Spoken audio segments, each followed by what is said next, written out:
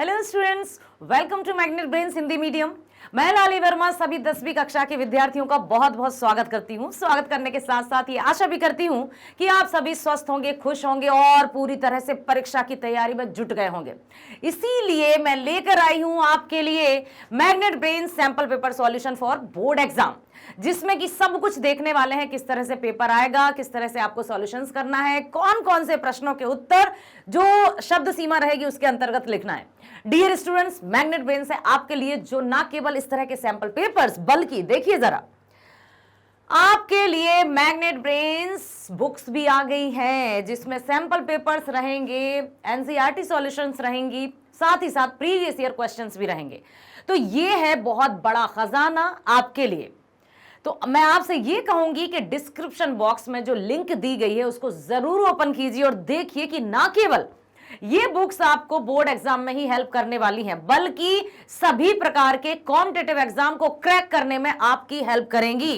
सो इनको देखिए, समझिए और आगे बढ़ते रहिए। इसी तरह से बेस्ट विशेस के साथ हम शुरू करते हैं आज का सैंपल पेपर। किस तरह से पेपर्स आते हैं, क्या क्या हमें सावधानियां रखना चाहिए, उन सब को देखेंगे। तो मेरे साथ शुरू से लेकर अंत तक आपको बने रहना है ताकि कुछ भी आपसे मिस ना हो। बात है परीक्षा की, परीक्षा, ठीक है। हम साल भर पढ़ाई करते हैं और उसका परिणाम हमें परीक्षाओं में मिलता है, और उन्हीं परीक्षाओं में यदि हम जरा सी लापरवाही कर देंगे तो पूरे कहते हैं ना किए कराए पर पानी फिर जाता है। आप बहुत समझदार हैं, बहुत होनहार हैं, तो बात को सुनिए, समझिए और देखिए, ठीक है। हम चलते हैं प्रतिदर्श प्रश्न पत्र। प्रतिदर्श का अर्थ होता है सैंपल पेपर। तो यहां पर हम सबसे पहले देखेंगे कि पेपर 3 घंटे का होगा, निर्धारित समय है 3 घंटे और पूर्णांक है आपके 80 नंबर।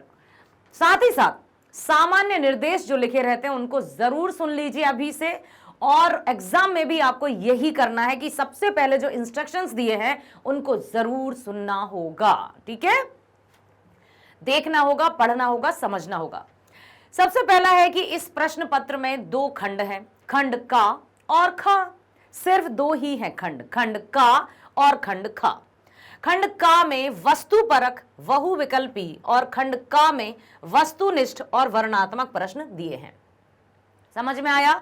जो आपका खंड का रहेगा उसमें बहुविकल्पी दिए रहेंगे और खंड खा में आपके वर्णनात्मक प्रश्न रहेंगे, कि दोनों का वेटेज है 40-40 नंबर का। आपका खंड का भी रहेगा 40 का और खंड खा भी रहेगा 40 का। क्लियर हुआ? अगला है प्रश्न पत्र के दोनों खंडों में प्रश्नों की संख्या 17 है और सभी प्रश्न अनिवार्य हैं। आप ये ना सोचें कि फिर विकल्प कैसे हैं। भाई आंतरिक रूप से विकल्प दिए जाएंगे, लेकिन कुल प्रश्नों की संख्या है 17 है।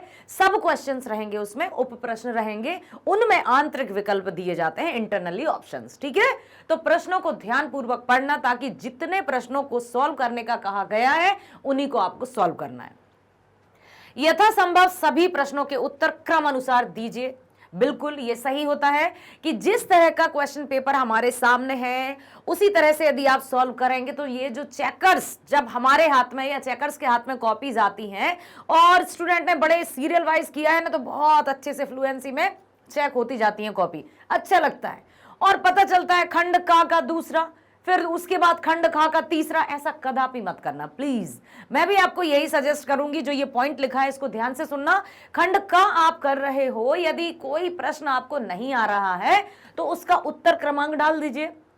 मान लीजिए आपको प्रश्न दूसरा अभी नहीं आ रहा है और आप सोचते हो कि मैं इसको बाद में करूंगा, तो उत्तर दूसरा करके कुछ स्पेस छोड़ दीजिए, क्योंकि वहां तो दी ही रहेगी ना, दी रहेगी कि शब्द सीमा कितने शब्दों में आपको उत्तर लिखना है, तो लगभग उतनी लाइन्स छोड़ दीजिए।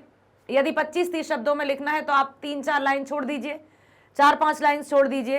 तो ये क्या रहेगा, जब आप क्रॉस चेक करोगे ना कंप्लीशन के बाद, जैसे कि आपको लगेगा कि हाँ मेरा क्वेश्चन पेपर हो गया है, अब आधे घंटे बचे हैं भाई, लास्ट के 2.5 घंटे में कर चुका हूं, तो जब आप क्रॉस चेक करोगे तो वो खाली जगह देखकर आपको तुरंत क्लिक होगा कि मुझे ये आंसर लिखना है। यदि आप छोड़ दोगे बाद में लिख लूंगा, बाद में लिख लूंगा, तो आप बाद में नहीं कर पाओगे बेटा। इस बात का ध्यान रखना, ये बहुत महत्वपूर्ण बात है, ठीक है। चलते हैं आगे। खंड का में कुल 10 प्रश्न हैं जिनमें उप प्रश्नों की संख्या 49 है, ठीक है। अब देखो खंड का जो रहेगा उसमें 10 प्रश्न है, टोटल प्रश्न जो है वो 10 हैं और उप प्रश्न उन्हीं 10 के अंदर 49 प्रश्न है। दिए गए निर्देशों का पालन करते हुए 40 उप प्रश्नों के उत्तर देना अनिवार्य है, अर्थात 49 में से आपको 40 के उत्तर देना है और जिन 40 के उत्तर देना है ना उनमें भी आपको टिक द करेक्ट होंगे। आ गई बात समझ में। खंड खा में कुल 7 प्रश्न है, सभी प्रश्नों के उत्तर और उनके विकल्प भी दिए गए, मतलब सभी प्रश्नों के साथ उनके विकल्प भी दिए गए हैं कि मान लीजिए 3 प्रश्नों में से 2 करना है, 4 प्रश्नों में से 3 करना है, सब कुछ क्लियरली लिखा होगा। तो उनको आप ध्यान से पढ़ना। कहते हैं ना कि जल्दबाजी में यदि क्वेश्चन हम पढ़ लेते हैं और कुछ का कुछ समझ लेते हैं तो आते हुए भी हम आंसर गलत लिखाते हैं, तो ये भूल मत करना बेटा, बहुत सावधानी पूर्वक आपको करना है। निर्देशानुसार विकल्प का ध्यान रखते हुए सभी प्रश्नों के उत्तर देना है। क्लियर। हम आ गए हैं खंड का बहुविकल्पी या वस्तु परक प्रश्न पर। तो सबसे पहले हम देखेंगे कि ये जो है हमारा 5 नंबर का है, वस्तु परक है। क्या है? निम्नलिखित गद्यांश पर आधारित बहुविकल्पी प्रश्नों के सर्वाधिक उपयुक्त विकल्प चुनकर लिखिए। गद्यांश को ध्यानपूर्वक पढ़ना है और ये कभी मत करना। अक्सर क्या होता है कि पहले हम लाइंस देखते हैं, किसका ये है लाइन, अब वो तो लिखने में तो आसान होता है, लेकिन यहां पर आप सोच समझकर पहले इसको समझो। पढ़ लिया आपने, रीडिंग टाइम का बहुत अच्छे से इस्तेमाल करना। तो अब इसमें पढ़े हुए जो बिल्कुल जिस्ट इसका निकलेगा उस आधार पर आपको टिक द करेक्ट करना होगा। देखो अभी पता चल जाएगा। पढ़ते हैं हम। मनुष्य ने अपने स्वार्थ के लिए प्रकृति का दोहन कर प्राकृतिक संतुलन ही नहीं बल्कि स्त्रियों के साथ अन्याय कर स्त्री पुरुष के लिंग अनुपात को घटाने का अमानवीय कार्य भी किया है। Gender discrimination. ठीक है। क्या किया है उन्होंने कि ना केवल अपने स्वार्थ के लिए प्रकृति का दोहन किया है या प्राकृतिक संतुलन बिगाड़ा है, बल्कि स्त्रियों के साथ अन्याय करके स्त्री और पुरुष के लिंग अनुपात को घटाने का अमानवीय कार्य किया है। कैसे किया है? आपने सुना होगा, पढ़ा होगा कि लड़कियों को जन्म लेने से पहले ही मार दिया जाता था। तो ये अमानवीय दुष्कृत्य ही तो है। प्रकृति में, प्रकृति के अनुसार जो हो रहा है उसमें यदि हम दखल अंदाजी करेंगे तो उसका परिणाम तो भयंकर होगा ही। लिंग अनुपात में आई भारी गिरावट का मुख्य कारण कन्या भ्रूण हत्या है। गर्भस्थ शिशु के लिंग परीक्षण के पश्चात कन्या भ्रूण होने की स्थिति में उसे मां के गर्भ में ही मार दिया जाता है।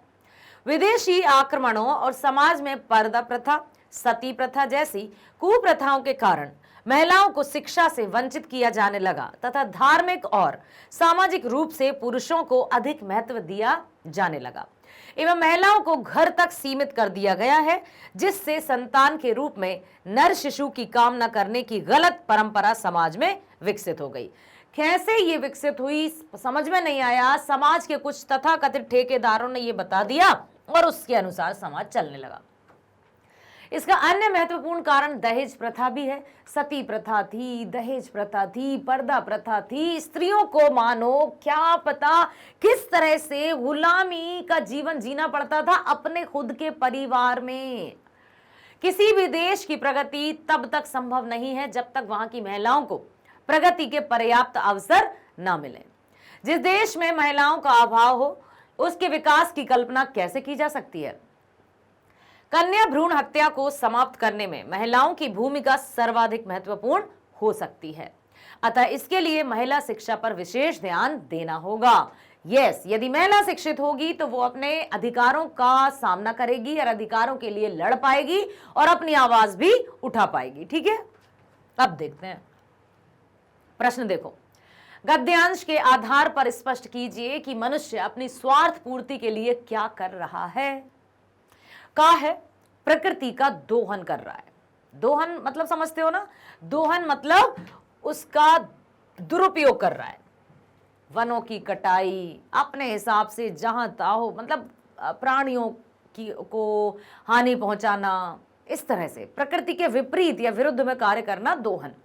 खा है स्त्री पुरुष के लिंगानुपात को घटाने का अमानवीय कार्य कर रहा है, ये भी सही है। अब गा है का और खा दोनों, मतलब प्रकृति का दोहन भी कर रहा है और लिंग अनुपात को घटाने का काम कर रहा है, जेंडर डिस्क्रिमिनेशन कर रहा है। मतलब उसको लगता है कि पुरुषों की संख्या ही समाज में होनी चाहिए, स्त्रियां किसी काम की नहीं होती हैं, तो कन्या या लड़कियों को मार दिया जाता था, तो उस तरह का अमानवीय भी कर रहा है, पर्दा प्रथा को बढ़ावा दे रहा है। अब क्या हो सकता है, ये या फिर ये? क्या लगता है आपको? का और खा दोनों लग रहे हैं ना? चलो देखते हैं कि यही तो होना चाहिए सही जवाब। बिल्कुल सही, दोहन भी कर रहा है और लिंग अनुपात को घटाने का काम भी। अगला प्रश्न है, भारतीय समाज में लिंग अनुपात में हुए परिवर्तन का क्या कारण है? विदेशी आक्रमण, ख कन्या भ्रूण हत्या, ग सामाजिक कुप्रथाएं, घ ये सभी। तो भारतीय समाज में लिंग अनुपात में हुए परिवर्तन का कारण क्या है? किस तरह से परिवर्तन आए, कैसे चेंजेस आए, क्या कारण था? क्या विदेशी आक्रमण था, कन्या भ्रूण हत्या था, सामाजिक कुप्रथाएं थी, या फिर ये सब कुछ था? तो ये जो है कन्या भ्रूण हत्या ही सबसे बड़ा लिंग अनुपात में परिवर्तन का कारण है। ठीक है, क्योंकि लड़कियों को जन्म से पहले ही मारते गए और फिर अब यदि वर्तमान की स्थिति में देखा जाए तो आप स्वयं भी ये जानते हैं कि लड़कों की अपेक्षा लड़कियों की संख्या में कमी आ रही है। गद्यांश के आधार पर बताइए कि विदेशी आक्रमणों से महिलाओं की स्थिति पर क्या प्रभाव पड़ा। यहां पर विदेशी आक्रमण की बात की गई है, चाहे वो कोई भी हो सकते हैं। अब का है, महिलाओं को शिक्षा से वंचित किया जाने लगा। वंचित मतलब समझते हो, उनको शिक्षा से दूर रखा गया। खा पुरुषों को अधिक महत्व दिया जाने लगा। गा है का और खा दोनों, मतलब वंचित भी किया जाने लगा और पुरुषों को अधिक महत्व भी दिया जाने लगा, या फिर महिलाओं को प्रगति के अवसर मिलने लगे। ये तो बिल्कुल भी नहीं है, तो होगा आपका गा। का भी सही है, खा भी सही है, इसका अर्थ हुआ कि ये वाला राइट ऑप्शन होगा। क्लियर हो रहा है? आगे चलते हैं। गद्यांश में देश की प्रगति का संबंध किससे बताया गया है? देश की प्रगति का संबंध, कोई भी देश कब प्रगति कर सकता है? का मनुष्य की स्वार्थ पूर्ति से, खा कन्या भ्रूण हत्या से, ग महिलाओं को प्रगति के प्राप्त अवसर से, या फिर घा इनमें से कोई नहीं। तो कोई भी देश उन्नति या प्रगति जब कर सकता है जबकि महिलाओं को प्रगति के समान अवसर प्रदान किए जाएं, उनको किसी भी तरह से पीछे ना रखा जाए, पक्षपात ना किया जाए। अगला है, प्रस्तुत गद्यांश का शीर्षक बताइए। का है महिलाओं की दयनीय स्थिति, खा महिलाओं का समय परिवर्तन, गा महिलाओं की शिक्षा, या घा इनमें से कोई नहीं। तो सबसे सही महिलाओं की दयनीय स्थिति ही बताई गई है इस गद्यांश में, तो ये आपका हो गया। 5 नंबर आपके पक्के। चलते हैं दूसरे प्रश्न की ओर। निम्नलिखित 2 पद्यांशों में से किसी एक पर आधारित बहुविकल्पी प्रश्नों के सर्वाधिक उपयुक्त विकल्प चुनना है। जो सबसे सही विकल्प होगा उसको हमें चुनना है और उसको ही टिक करना है। ओ 1 मिनट सुनो, यहां पर सबको कह रही हूं मैं, जो भी आंसर सही होगा, ऐसा नहीं कि का आंसर है आप लिखाओ कि पहले का हो गया भैया, नहीं। का के साथ साथ आपको वो पूरा वाक्य या सेंटेंस या शब्द भी लिखकर आना है, ये भूलना मत। समझ आया? अब पढ़ते हैं हम कविता, क्योंकि 2 पद्यांशों में से किसी एक पद्यांश को हमें परीक्षाओं में करके आना है, लेकिन यहां तो हम प्रैक्टिस दोनों की करेंगे।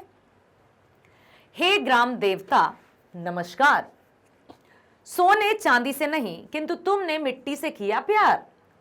हे ग्राम देवता नमस्कार, जन कोलाहल से दूर कहीं एकाकी सिमटा सा निवास। रवि शशि का उतना नहीं कि जितना प्राणों का होता प्रकाश। रवि शशि क्या है? रवि सूर्य है, शशि चंद्र है। उतना नहीं जितना प्राणों का होता प्रकाश। श्रम वैभव के बल पर करते हो जड़ से चेतन का विकास। दानों दानों में फूट रहे 100 दानों के हरे हास। यह है न पसीने की धारा, यह गंगा की है धवल धार। हे ग्राम देवता नमस्कार, अधखुले अंग जिनमें केवल हैं कसे हुए कुछ अस्थि खंड। जिनमें दधीची की हड्डी है, यह वज्र इंद्र का है प्रचंड। जो है गतिशील सभी ऋतु में, गर्मी वर्षा हो या की ठंड, जग को देते हो पुरस्कार, देकर अपने को कठिन दंड। झोपड़ी झुकाकर तुम अपनी, ऊंचे करते हो राजद्वार, हे ग्राम देवता नमस्कार।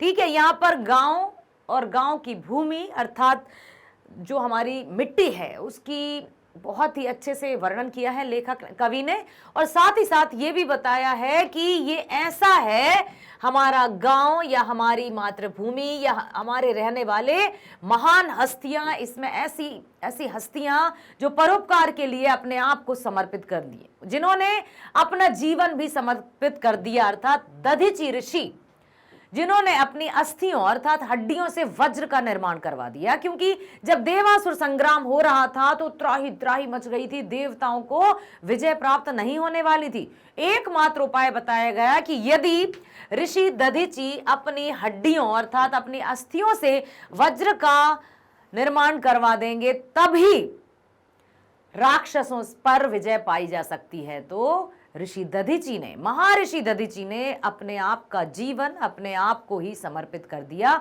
जग कल्याण के लिए। तो यह ऐसी भूमि है, इसका वर्णन किया जा रहा है। प्रश्न है, प्रस्तुत काव्यांश के आधार पर बताइए कि कवि ने ग्राम देवता किसे कहा है। का, गांव के देवता को, खा, किसान को, गा, गांव के लोगों को, या फिर घा, ईश्वर को। किसे कहा है ग्राम देवता? स्पष्ट रूप से समझ में आ रहा है कि गांव में कौन है जो देवता स्वरूप है। गांव के हीरो कौन है? किसान, जो खून पसीना एक करके दिन रात अपनी किसानी में लगे रहते हैं और हम सब के पेट पालने का इंतजाम करते हैं, सभी के लिए फसल उगाते हैं, उसमें कड़ी धूप, ठंड, सर्दी, बरसात कुछ भी हो। मैंने भी अपने आप को देखा है, मैं भी एक किसान की बेटी हूं, कि किस तरह से रात में भी वहीं रहकर देखना पड़ता है, रखवाली करनी पड़ती है। सर्दी के दिनों में भी सिंचाई की जाती है, जहां हम थर थर कांप रहे होते हैं, ओढ़ कर सो जाते हैं ना, वहां किसान उस कड़कड़ाती ठंड में भी जाता है और अपनी खेती में सिंचाई करता है। तो तभी तो यहां पर कवि ने ग्राम देवता किसानों को कहा है। प्रस्तुत काव्यांश निम्न में से किससे संबंधित है? का, ग्रामीण परिवेश से, खा, गांव की झोपड़ियों से, गा, किसान से, या घा, इनमें से कोई नहीं।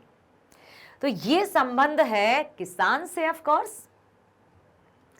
प्रस्तुत काव्यांश में अध खुले अंग किसके बताए गए हैं? का, संपूर्ण विश्व के, खा, किसान के, गा, जड़ या चेतन के, या फिर घा, इनमें से कोई नहीं। तो इसका जवाब भी होगा किसान के अधखुले अंग, क्योंकि वो ये नहीं सोचता कि मैं दुबक कर सो जाऊं या मुझे बहुत सारे ढेर सारे वस्त्र चाहिए। जब यदि ढेर सारे वस्त्र वो पहनकर अपने खेत में जाएगा तो काम कैसे करेगा? तो अधखुले अंग, ठीक है, थोड़ा बहुत अपने कपड़े पहने और निकल पड़ा। यस। ग्राम देवता कहाँ निवास करते हैं? का, झोपड़ी में, खा, महल में, गा, संपूर्ण विश्व में, या घा, इनमें से कोई नहीं। तो उत्तर है यहाँ पर झोपड़ी में। झोपड़ी का अर्थ यहाँ सिर्फ ऐसा नहीं है कि भाई उनके पास घर नहीं है। जब खेत में रखवाली करने जाते हैं तो ये छोटी सी झोपड़ी बना लेते हैं, और इस तरह से, क्योंकि मैं अपने अनुभव के आधार पर बता रही हूँ, मान लीजिए ये खेत है, यहाँ पर फसल भी है और इसी में कुछ इस तरह से लकड़ियों पर लगाकर ऐसी झोपड़ी टाइप की बना दी जाती है ताकि वहां पर रहा जा सके। तो यहाँ पर रहकर वो खेत की रखवाली करते हैं कि कोई पशु तो नहीं आ गया, क्योंकि जंगली गायें भी घूमती हैं, जंगली सूअर भी घूमते हैं। अक्सर खेत जो रहते हैं जंगलों के किनारे रहते हैं, जैसा मैंने अपना देखा है। तो इस प्रकार से उनको कहा गया है कि झोपड़ी में। ग्राम देवता किससे प्यार करते हैं? का, सोने चांदी से, खा, अपने प्राणों से, गा, राजद्वार से, या फिर घा, मिट्टी से। किससे प्रेम करते हैं? तो ग्राम देवता अपनी मिट्टी से प्रेम करते हैं, और कुछ भी चोट भी लग जाती ना, मिट्टी उठाया और बस हो जाएगा सब सही, और हो जाता था सब सही, हो गया। अब अथवा दूसरी जो हमारी कविता है उसको पढ़ते हैं। बहुत कठिन है भले बुरे का भेद आज कर पाना। रियली क्या बात कही है, बहुत कठिन है भले बुरे का भेद आज कर पाना, सहज बोध के गंतव्यों का दुर्लभ हुआ सुझाना। सबके मन में ललक बलबती ऊपर उठ पाने की, किंतु बढ़ी है भूख और भी सब कुछ खा जाने की। मनुष्य की इच्छाओं को, लालसाओं को और कामनाओं को यहां पर व्यक्त किया है। गिरा दूसरों को राहों में, बढ़ो दौड़ मंजिल की, रही न किंचित चाह किसी की, साथ ही क्यों संभल की। अर्थात दूसरों को कुचल कर अपने आप को आगे बढ़ाने के लिए मनुष्य की मनुष्यता ही जैसे मर चुकी है। रही न किंचित चाह किसी की, साथी को संभल की, मतलब कोई नहीं चाहता कि किसी का सहारा बने, कोई नहीं चाहता कि किसी को हम यदि सफल हो रहे हैं तो दूसरों को भी हम सफलता के उस पर ले जाएं। अकेले अकेले और स्वार्थ की चादर ओढ़ कर ऐसा भागा जा रहा है मनुष्य कि उसको किसी की परवाह ही नहीं। स्वार्थ सिद्धि ही साध्य सभी, मतलब स्वार्थ की सिद्धि करना है सबको, एकमात्र लक्ष्य है स्वार्थ स्वार्थ स्वार्थ। विद कैसे लक्ष्य मिलेगा, कैसे, किसी भी तरह से मुझे तो वो चाहिए। कब तक जनमानस विवेक को यूं ही सहज चलेगा, आखिर कब तक जनमानस विवेक को यूं ही सहज चलेगा, किस तरह से उसको चलेगा मतलब उसको किस तरह से धोखे में रखेगा मनुष्य। ऐसे संभव नहीं धरा पर सहज बोध का वर्षन। यदि इसी तरह से जीवन चलने लगा, इसी तरह से हर एक मनुष्य में सिर्फ और सिर्फ स्वार्थ की भावना निहित हो गई तो ये जीवन कैसे चलेगा। तड़पेगी पल पल मानवता, हो न सकेगा तर्पण। मतलब यदि इसी तरह से चलता रहा तो ये मानवता तो मानो दूर दूर तक दिखाई नहीं देगी, तो कैसे सब तर सकेंगे, कैसे इस पृथ्वी लोक को संभाला जा सकेगा। बैर भाव को त्याग सभी बढ़, सृजन पंथ अपनाए। बैर भाव, द्वेष, इस तरह की यानी ईर्ष्या, नफरत की भावना को त्याग दें और सृजन पंथ अपनाए। एक साथ मिलकर, आपसी भाईचारे की भावना के साथ मिलकर आगे बढ़े। व्यक्ति दौड़ में फिसल रहे, भीड़ में शामिल हो रहा है, भाग दौड़ में इतना खतरनाक शामिल हो रहा है कि उसे कुछ दिखाई नहीं देता। व्यक्ति दौड़ में फिसल रहे, जो उनको विहंसी उठाए, मतलब कैसे जाएं, क्या करें, ये सब दिया है। तो प्रश्न है, काव्यांश के आधार पर बताइए कि मानवता के तड़पते रहने का क्या कारण है। आखिर मानवता क्यों तड़प रही है। का, भले बुरे का भेद के कारण। खा, लक्ष्य को पाने के लिए। गा, स्वार्थपरता के लिए। या फिर घ, इनमें से कोई नहीं। तो मानवता के तड़पते रहने का सबसे बड़ा कारण है मनुष्य की स्वार्थपरकता। सेल्फ सेंटर्ड हो गया है मनुष्य, उसको अपने और अपने लाभ के अलावा कुछ नहीं दिखाई देता। ठीक है, आज के युग की विशेषता नहीं है। प्रश्न को ध्यान से पढ़ना, मैं बार बार यही कहूंगी कि प्रश्न को आप जितने अच्छे से पढ़ोगे उत्तर आपको मिल जाएगा, जल्दबाजी में नहीं पढ़ना। आज के युग की विशेषता नहीं है। का है दूसरों के हित साधना की चिंता करना। खा है दूसरों के मार्ग में अवरोध उत्पन्न करना। गा है भले बुरे की पहचान नहीं करना। या फिर घा, ये सभी। तो आज के युग की विशेषता क्या नहीं है, क्या नहीं है बताइए। का है दूसरे के हित की साधना की चिंता करना, यही सही जवाब है, क्योंकि आज के युग की विशेषता यही नहीं है। कोई चाहता ही नहीं है कि भाई दूसरों की भलाई की वो चिंता करे, उसको तो सिर्फ यही लगता है कि बस राम नाम जपना, पराया माल अपना, दूसरा क्या कर रहा है, क्या हो रहा है, किसी को परवाह नहीं। तो अब मैं पुनः एक बार आपको याद दिलाऊंगी कि जो मान लीजिए दूसरे का उत्तर का है तो आप सिर्फ का लिखकर मत आना, आपको ये पूरा सेंटेंस भी लिखकर आना है, तब आपको 1 नंबर मिलेगा। ठीक है, अगला प्रश्न है, आज के युग में किसकी पहचान करना कठिन है। का, मंजिल की। खा, लक्ष्य की। ग, राह की। या फिर घ, सज्जन दुर्जन की। अच्छे या बुरे की पहचान करना कठिन है क्या। हाँ, क्योंकि व्यक्ति ने इस तरह से मुखौटे लगा लिए हैं, एक चेहरे के पीछे कई चेहरे छुपा कर रखे हैं। पहले तो इजी था, आसान था कि भाई राक्षस खतरनाक से दिखते थे, बड़े बड़े दांत थे, और जो अच्छे मनुष्य थे साधारण वो दिखते थे, लेकिन आज किसके मन में क्या छुपा है, किसने कैसी चादर ओढ़ के रखी है। रंग बिरंगी नहीं, बहुरंगी दुनिया है। एक चेहरे के पीछे कई खतरनाक चेहरे छुपाकर घूमता है। कौन अच्छा है, कौन बुरा है, सज्जन मतलब अच्छा, दुर्जन मतलब बुरा व्यक्ति। ठीक है, तो ये पहचान करना बहुत मुश्किल है। अगला प्रश्न है, गिरा दूसरों को राहों में, बढ़ो दौड़ मंजिल की, पंक्ति का क्या आशय है? का दूसरों को साथ लेकर आगे बढ़ना, खा दूसरों के मार्ग में अवरोध उत्पन्न कर स्वयं आगे बढ़ना, गा दूसरों से मन मुटाव छोड़ आगे बढ़ना, या फिर घा ये सभी। गिरा दूसरों को राहों में, बढ़ो दौड़ मंजिल की। इस पंक्ति में कवि ने क्या बताया है कि मनुष्य की प्रवृत्ति कैसी हो गई है? दूसरों को साथ लेकर आगे बढ़ना है क्या? नो। दूसरों के मार्ग में अवरोध उत्पन्न करके स्वयं आगे बढ़ना है। लग तो रहा है अवरोध मतलब बाधाएं उत्पन्न कर लो कि टांग खींचने वाली, लेग पुलिंग करने वाली, तो ऐसा लग रहा है जैसे यही है, क्योंकि गिरा दूसरों को राहों में, बढ़ो दौड़ मंजिल की। उसको यही लगता है कि दूसरों को गिरा दूं, बस मुझे मंजिल प्राप्त हो जाए। एनी हाउ, कुछ भी हो, मुझे मंजिल प्राप्त होनी चाहिए। दूसरा गिरे या उसका कुछ हो, मुझे कोई परवाह नहीं। प्रश्न है, प्रस्तुत काव्यांश के माध्यम से कवि की क्या अभिलाषा है? का स्वार्थ सिद्धि करना, कवि की अभिलाषा या इच्छा पूछी गई है। खा मन मुटाव छोड़ सृजन के कार्य करना, गा सब कुछ स्वयं ही प्राप्त करना, या फिर घा इनमें से कोई नहीं। कवि का सबसे बड़ी चाह है कि मनमुटाव को छोड़कर सृजन के काम किए जाएं, निर्माण के कार्य किए जाएं। सृजन मतलब जब एक साथ सब अच्छे से कार्य करेंगे, आपसी मतभेद, मनभेद और मनमुटाव को भुलाकर, तो निर्माण होगा, निर्माण उत्थान करेगा और सब हम एक साथ उन्नति कर पाएंगे। ठीक है, यही कवि की हार्दिक इच्छा थी।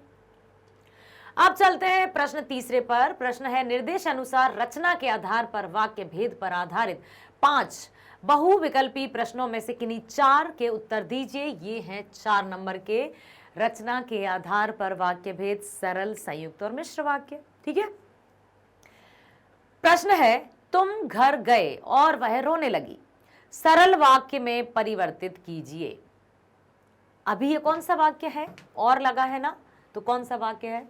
संयुक्त। वेरी गुड, क्योंकि संयुक्त वाक्य में योजक शब्दों का या समुच्चय बोधकों का प्रयोग किया जाता है। योजक या समुच्चय बोधक किसे कहते हैं? और, एवं, तथा, किंतु, परंतु, लेकिन, क्योंकि, या, अथवा, ये सब आते हैं योजक शब्दों में, जिनको समुच्चय बोधक भी कहते हैं। ठीक है, तो यहां पर ये है, मतलब ये संयुक्त वाक्य। अब हमें बदलना किसमें? इसको सरल में। तो इसका सही जवाब क्या होगा?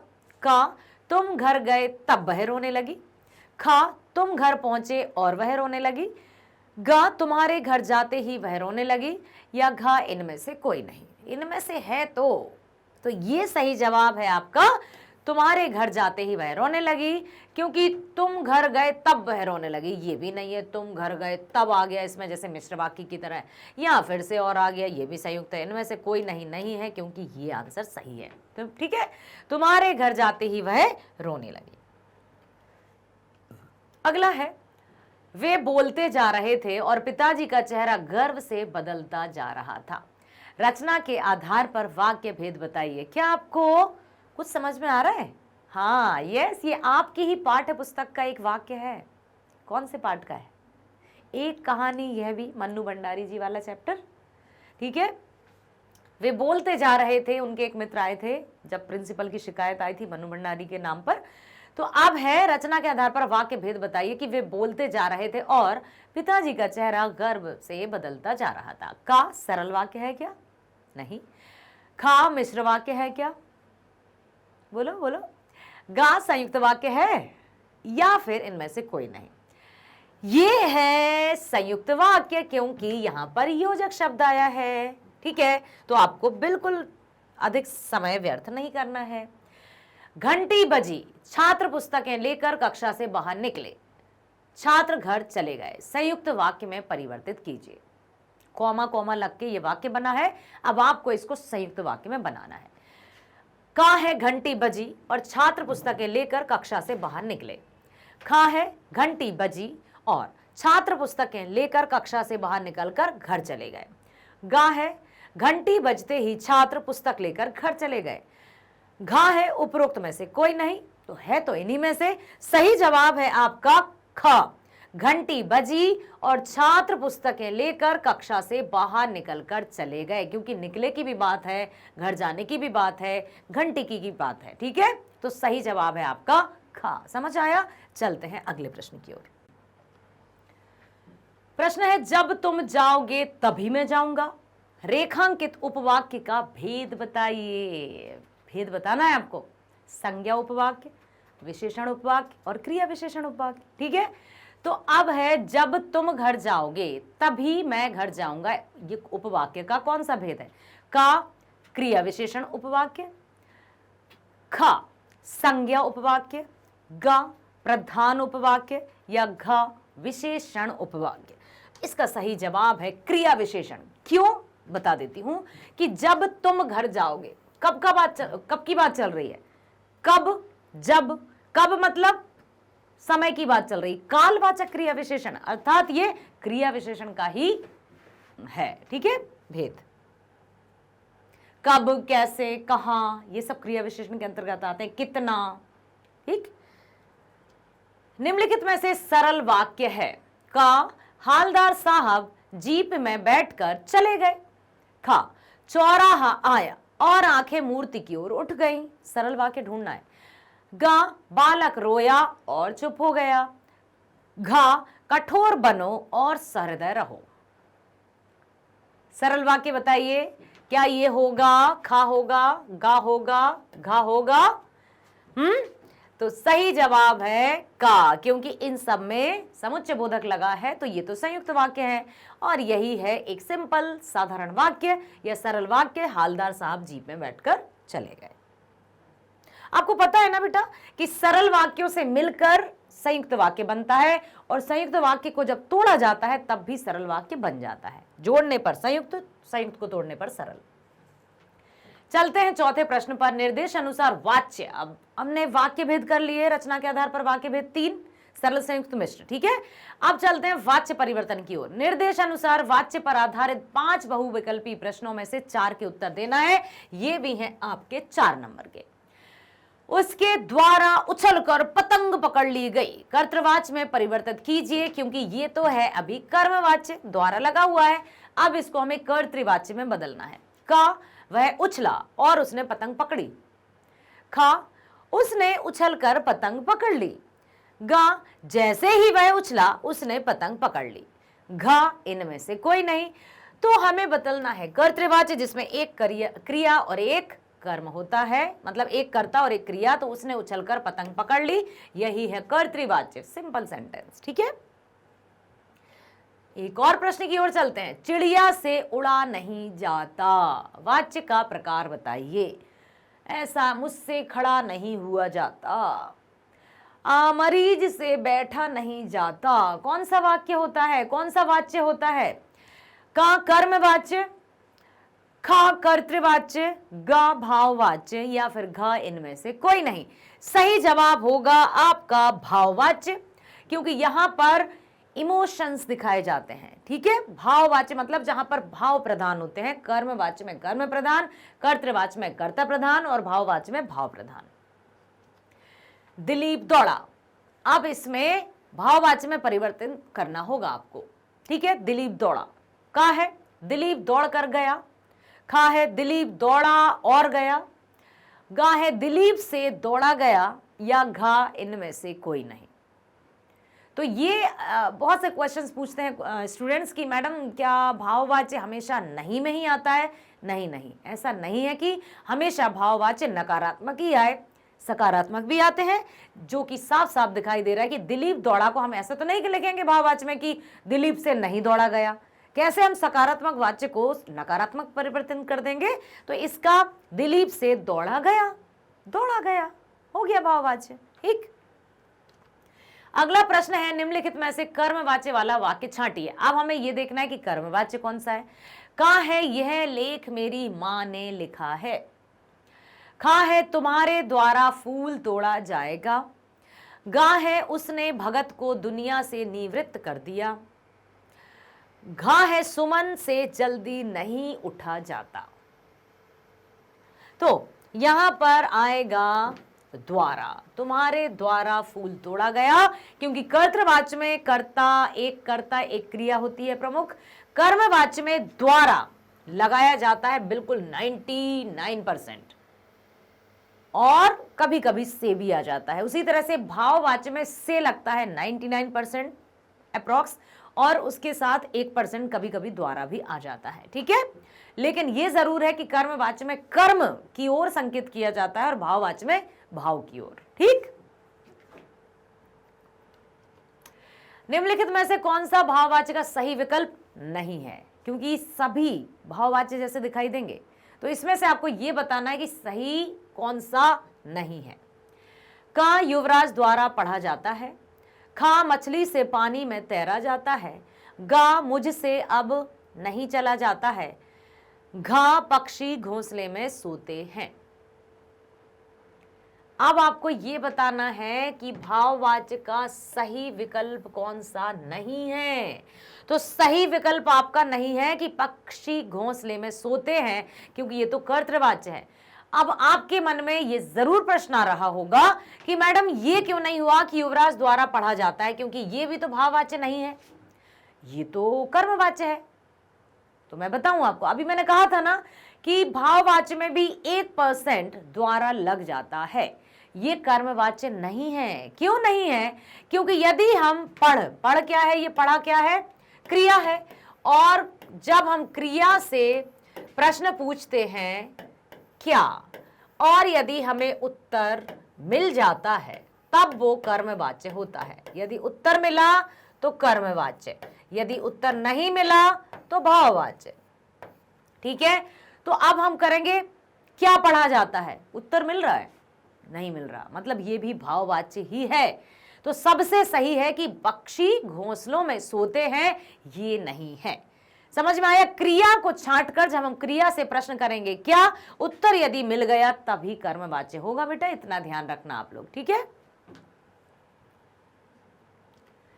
अगला प्रश्न है, निर्देश अनुसार पद परिचय पर आधारित 5 बहुविकल्पी प्रश्नों में से किन्हीं 4 प्रश्नों के उत्तर दीजिए। अब चलते हैं पद परिचय की ओर। पद परिचय अर्थात पदों के व्याकरणिक परिचय को, और जहां पर सब कुछ शामिल होगा। जब हम किसी पद का व्याकरणिक परिचय देंगे तो उसमें क्या चाहिए, क्या ढूंढना है, सब कुछ।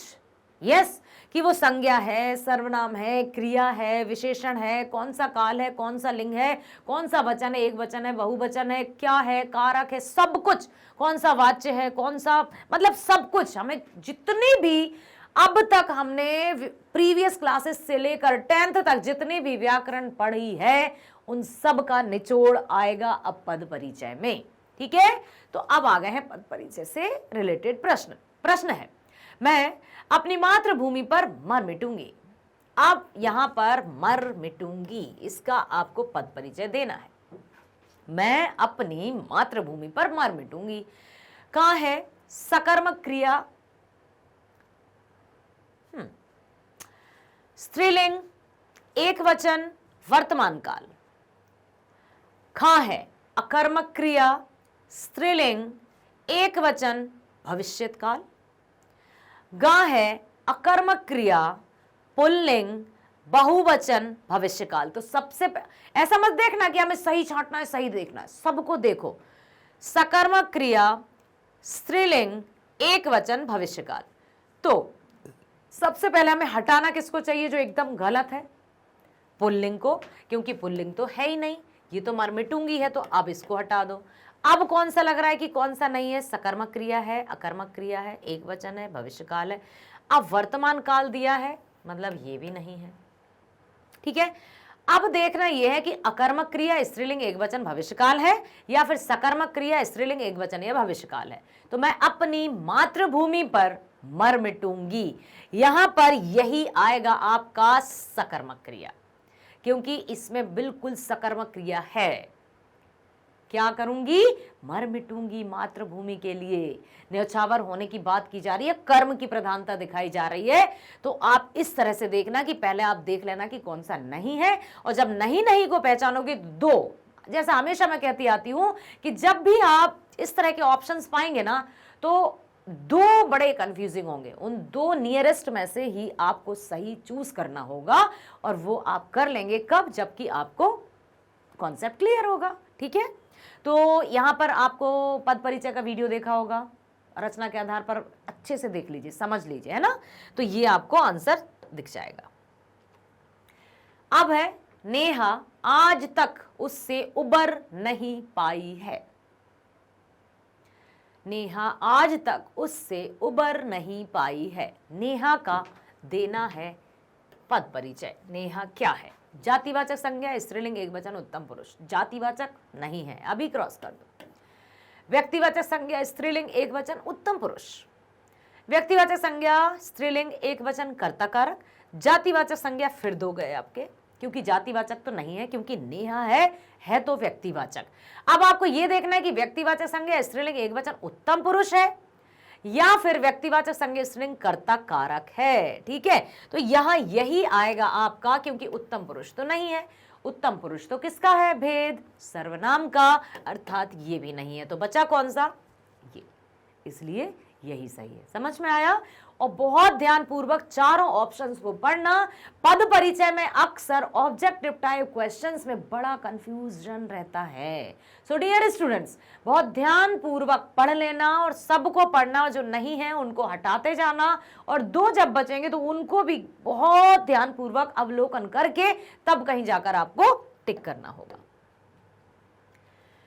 लिखा है, अब हम क्या करें? मरते दम तक ना यह शहनाई छूटेगी ना काशी।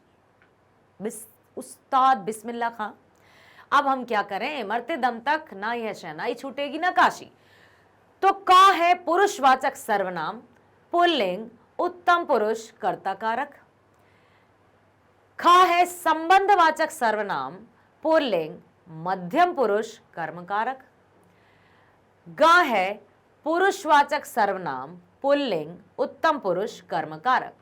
घा है जातिवाचक संज्ञा, स्त्रीलिंग, उत्तम पुरुष, कर्ता कारक। तो संज्ञा तो नहीं है, ठीक है, क्योंकि है तो हम। ठीक है, तो हम की यहां बात आई है, तो अब बताइए पुरुषवाचक सर्वनाम होगा, संबंधवाचक होगा। तो पुरुषवाचक यदि हुआ तो क्या उत्तम पुरुष है, या फिर उत्तम पुरुष के साथ कर्ता कारक है, या उत्तम पुरुष के साथ कर्म कारक है, क्योंकि संबंध भी नहीं है ऐसा कुछ। तो इसका सही जवाब है आपका ये, पुरुषवाचक सर्वनाम भी है, पुल्लिंग भी है, उत्तम पुरुष भी है, क्योंकि शहनाई, ये सेंटेंस किसके हैं? उस्ताद बिस्मिल्लाह खान ने अपने बारे में ही कहा था कि मरते दम तक ना तो ये शहनाई छूटेगी और ना ही काशी। उत्तम पुरुष, मध्यम पुरुष, अन्य पुरुष। उत्तम मतलब जब कर्ता स्वयं के लिए बोलता है, मध्यम जो दूसरों के लिए बोलता है, मतलब जो सुन रहे होते हैं, और अन्य मतलब किसी तीसरे के बारे में, थर्ड पर्सन की बात हो रही है। ठीक है, चलो चलते हैं आगे। अगला प्रश्न है, मां ने नौकर से सब्जी मंगाई। ठीक है, नौकर से सब्जी मंगाई। अब देखते हैं क्या है। का है जातिवाचक संज्ञा, पुल्लिंग, एकवचन, अपादान कारक। खा है व्यक्तिवाचक संज्ञा, पुल्लिंग, बहुवचन, संप्रदान कारक। भाई बहुवचन तो है ही नहीं। गा है जातिवाचक संज्ञा, पुल्लिंग, एकवचन, भाववाच्य भी नहीं है। घा है व्यक्तिवाचक संज्ञा, स्त्रीलिंग भी नहीं है। अब क्या हुआ? कौन बचा है? जातिवाचक संज्ञा, पुल्लिंग, एकवचन, अपादान कारक। यही सही लग रहा है, क्योंकि देखो बहुवचन तो है नहीं, ये भी क्लियर कर देते हैं। भाववाच्य भी नहीं है, कोई भावनाएं नजर नहीं आ रही हैं। स्त्रीलिंग है नहीं, तो बचा कौन सा? यही। चलो चेक करते हैं भाई। यस, यही सही जवाब है। अगला है, रीना काली पतंग उड़ा रही है। काली पतंग उड़ा रही है, पतंग का हमें पद परिचय देना है। का जातिवाचक संज्ञा, स्त्रीलिंग, एकवचन, कर्ता कारक, विशेष्य रीना। विशेष्य रीना, जिसकी विशेषता बताई जा रही है। ठीक है, अब खा जातिवाचक संज्ञा, एकवचन, स्त्रीलिंग, कर्म कारक, विशेषण काली। ध्यान भी देना कि भाई जातिवाचक जातिवाचक आया है दोनों में। ठीक है, गा है व्यक्तिवाचक संज्ञा, एकवचन, पुल्लिंग, विशेषण काली। अब है घ, जातिवाचक संज्ञा, बहुवचन, पुल्लिंग, विशेष काली। ये भी नहीं है। अब चलते हैं आगे कि सही जवाब है जातिवाचक संज्ञा, एक वचन, स्त्रीलिंग, कर्मकारक, उड़ा रही है। ठीक है, काली पतंग, क्योंकि पतंग का हमको देना है। ठीक, तो यही इसका सही जवाब होगा। अगला है छठवां प्रश्न। निर्देशानुसार अलंकार पर आधारित 5 बहुविकल्पी प्रश्नों में से 4 के उत्तर देना है। ये भी आपके 4 नंबर के हैं। अलंकार, आभूषण जो कविताओं की शोभा बढ़ाते हैं, सुंदरता बढ़ाते हैं। अब है पहला प्रश्न, पाहुन ज्यों आए हो गांव में शहर के में कौन सा अलंकार है? बहुत जल्दी ही ध्यान चला गया है। क्या? ज्यों, त्यों, मानो, मनहु, कौन सा अलंकार होता है? किस अलंकार के वाचक शब्द हैं? का यमक अलंकार, खा उत्प्रेक्षा अलंकार, गा उपमा अलंकार या घा रूपक अलंकार? तो ये होगा उत्प्रेक्षा अलंकार, क्योंकि ज्यों, त्यों, मानो, मनहु उत्प्रेक्षा की पहचान है। ठीक,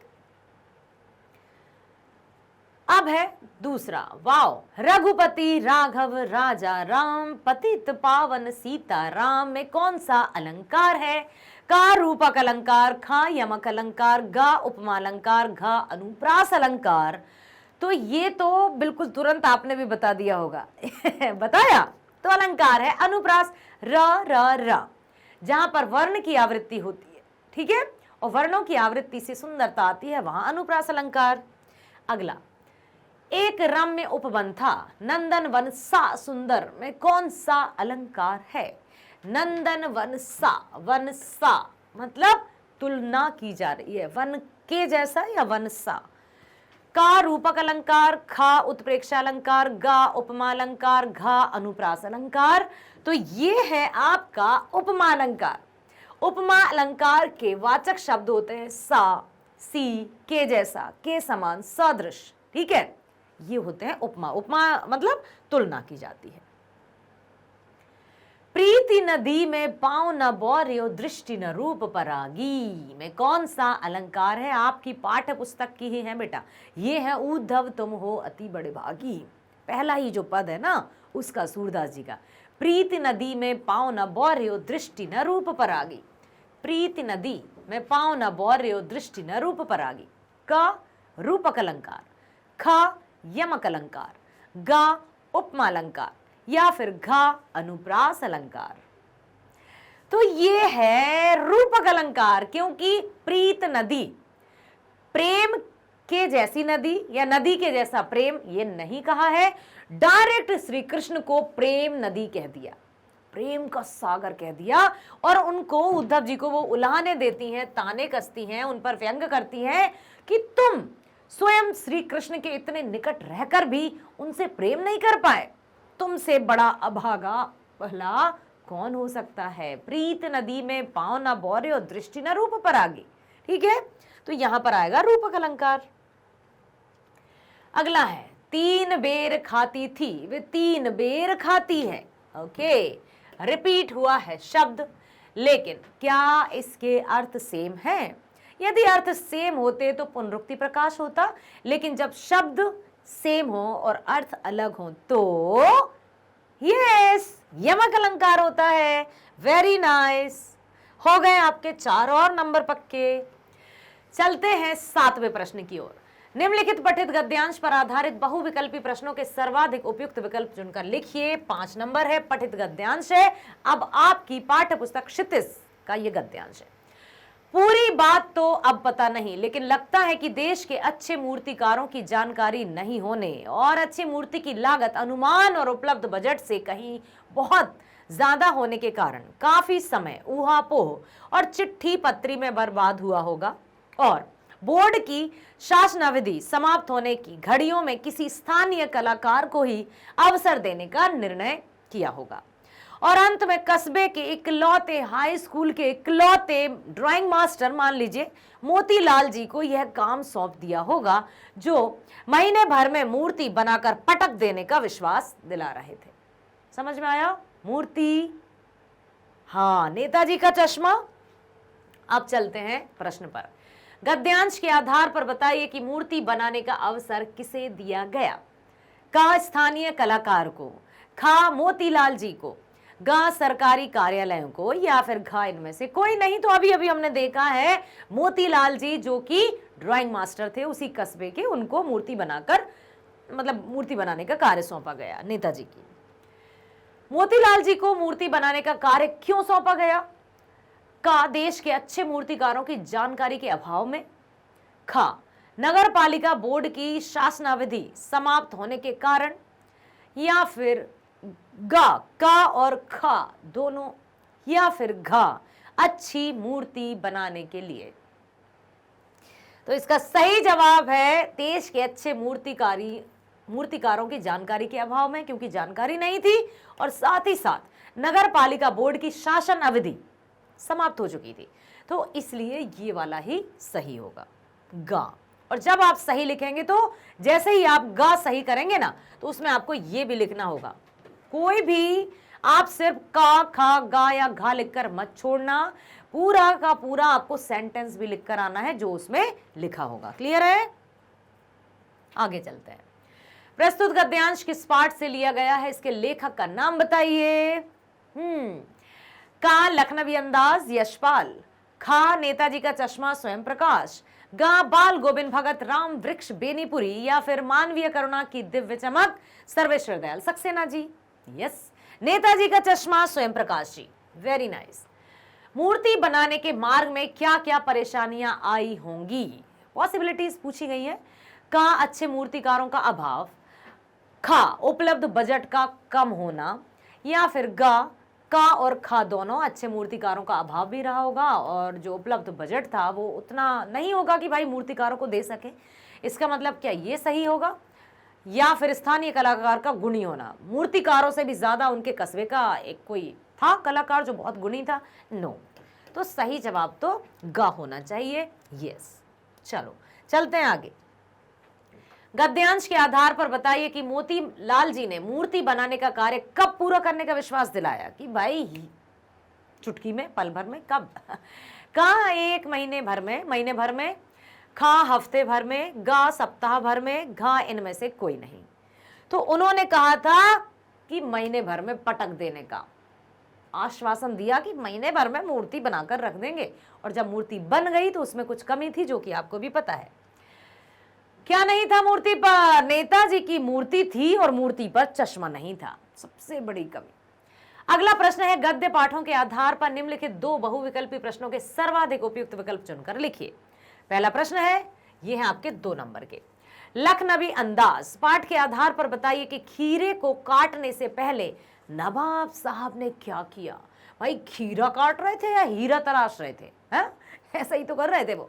अब देखते हैं नवाब साहब ने क्या किया। का खीरों को धोया और तौलिए से पोंछा, खा खीरों को काटकर झाग निकाला, गा खीरों की फांके बनाकर तरीके से तौलिए पर सजाई करीने से, घा ये सभी तो किया था उन्होंने, तो मतलब घा सही होना चाहिए।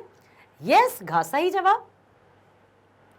अगला, बाल गोविंद भगत की प्रभाती कार्तिक मास से आरंभ होकर कब तक चलती थी। प्रभाती मतलब सुबह का गीत, इतने मधुर गीत गाते थे कि सब लोगों की जैसे उन्हीं के गीतों को सुनकर आंख खुलती थी।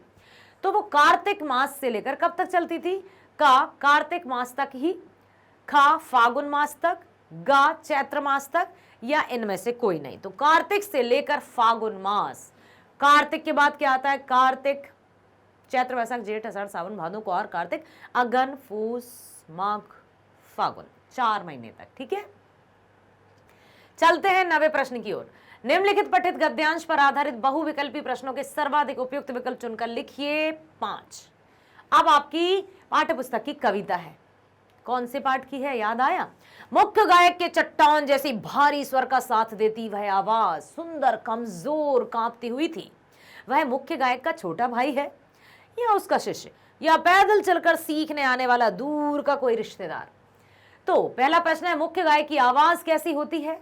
का कर्कश, कर्कश मतलब जो कानों को बुरी लगे। खा पाषाण के समान कठोर, पत्थर के जैसी, या फिर ग कमजोर या चट्टान जैसी भारी। तो मुख्य गायक की आवाज कविता के अनुसार बताई गई है चट्टान जैसी भारी। ठीक है, अगला प्रश्न है मुख्य गायक के स्वर से स्वर मिलाती आवाज किसकी होती है?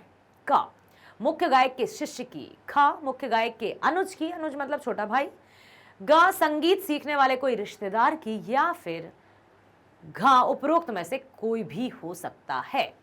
तो यहां पर यही सही है कि या तो शिष्य हो सकता है, या अनुज हो सकता है, या रिश्तेदार हो सकता है, या संगतकार हो सकता है, सहयोगी हो सकता है। अगला प्रश्न है चट्टान जैसी भारी स्वर से क्या अभिप्राय है? का कर्कश और कठोर स्वर, खा गंभीर और दमदार स्वर, गा तीखा और मृदु स्वर, या फिर घ कमजोर और पतला स्वर। चट्टान जैसे भारी स्वर का अर्थ है गंभीर और दमदार आवाज, क्योंकि देखो मुख्य या लीड कैरेक्टर उन्हीं का रहता है, लीड वही कर पाते हैं जिनकी आवाज में भारीपन हो, अर्थात जो जिनमें लीडरशिप क्वालिटी हो, अर्थात जो समा को बांध सकें। ठीक है, तो क्वालिटी उनकी क्या है? गंभीर और दमदार स्वर। अब कभी कभी वो दमदार स्वर भी लड़खड़ाने लगता है, ऐसे में संगतकार ही उसको सहारा देता है। निम्नलिखित में से क्या मुख्य गायक का साथ देने वाले गायक के स्वर की विशेषता नहीं है? का दमदार, खा कमजोर, गा कंपन युक्त, या घा सुंदर। प्रश्न समझ में आया? निम्नलिखित में से क्या मुख्य गायक का साथ देने वाले गायक की स्वर की विशेषता नहीं है? मतलब संगतकार की विशेषता क्या नहीं है? दमदार, क्योंकि वो कांपती हुई सी कमजोर सी आवाज लेकिन उसका साथ देने के लिए आ जाती है।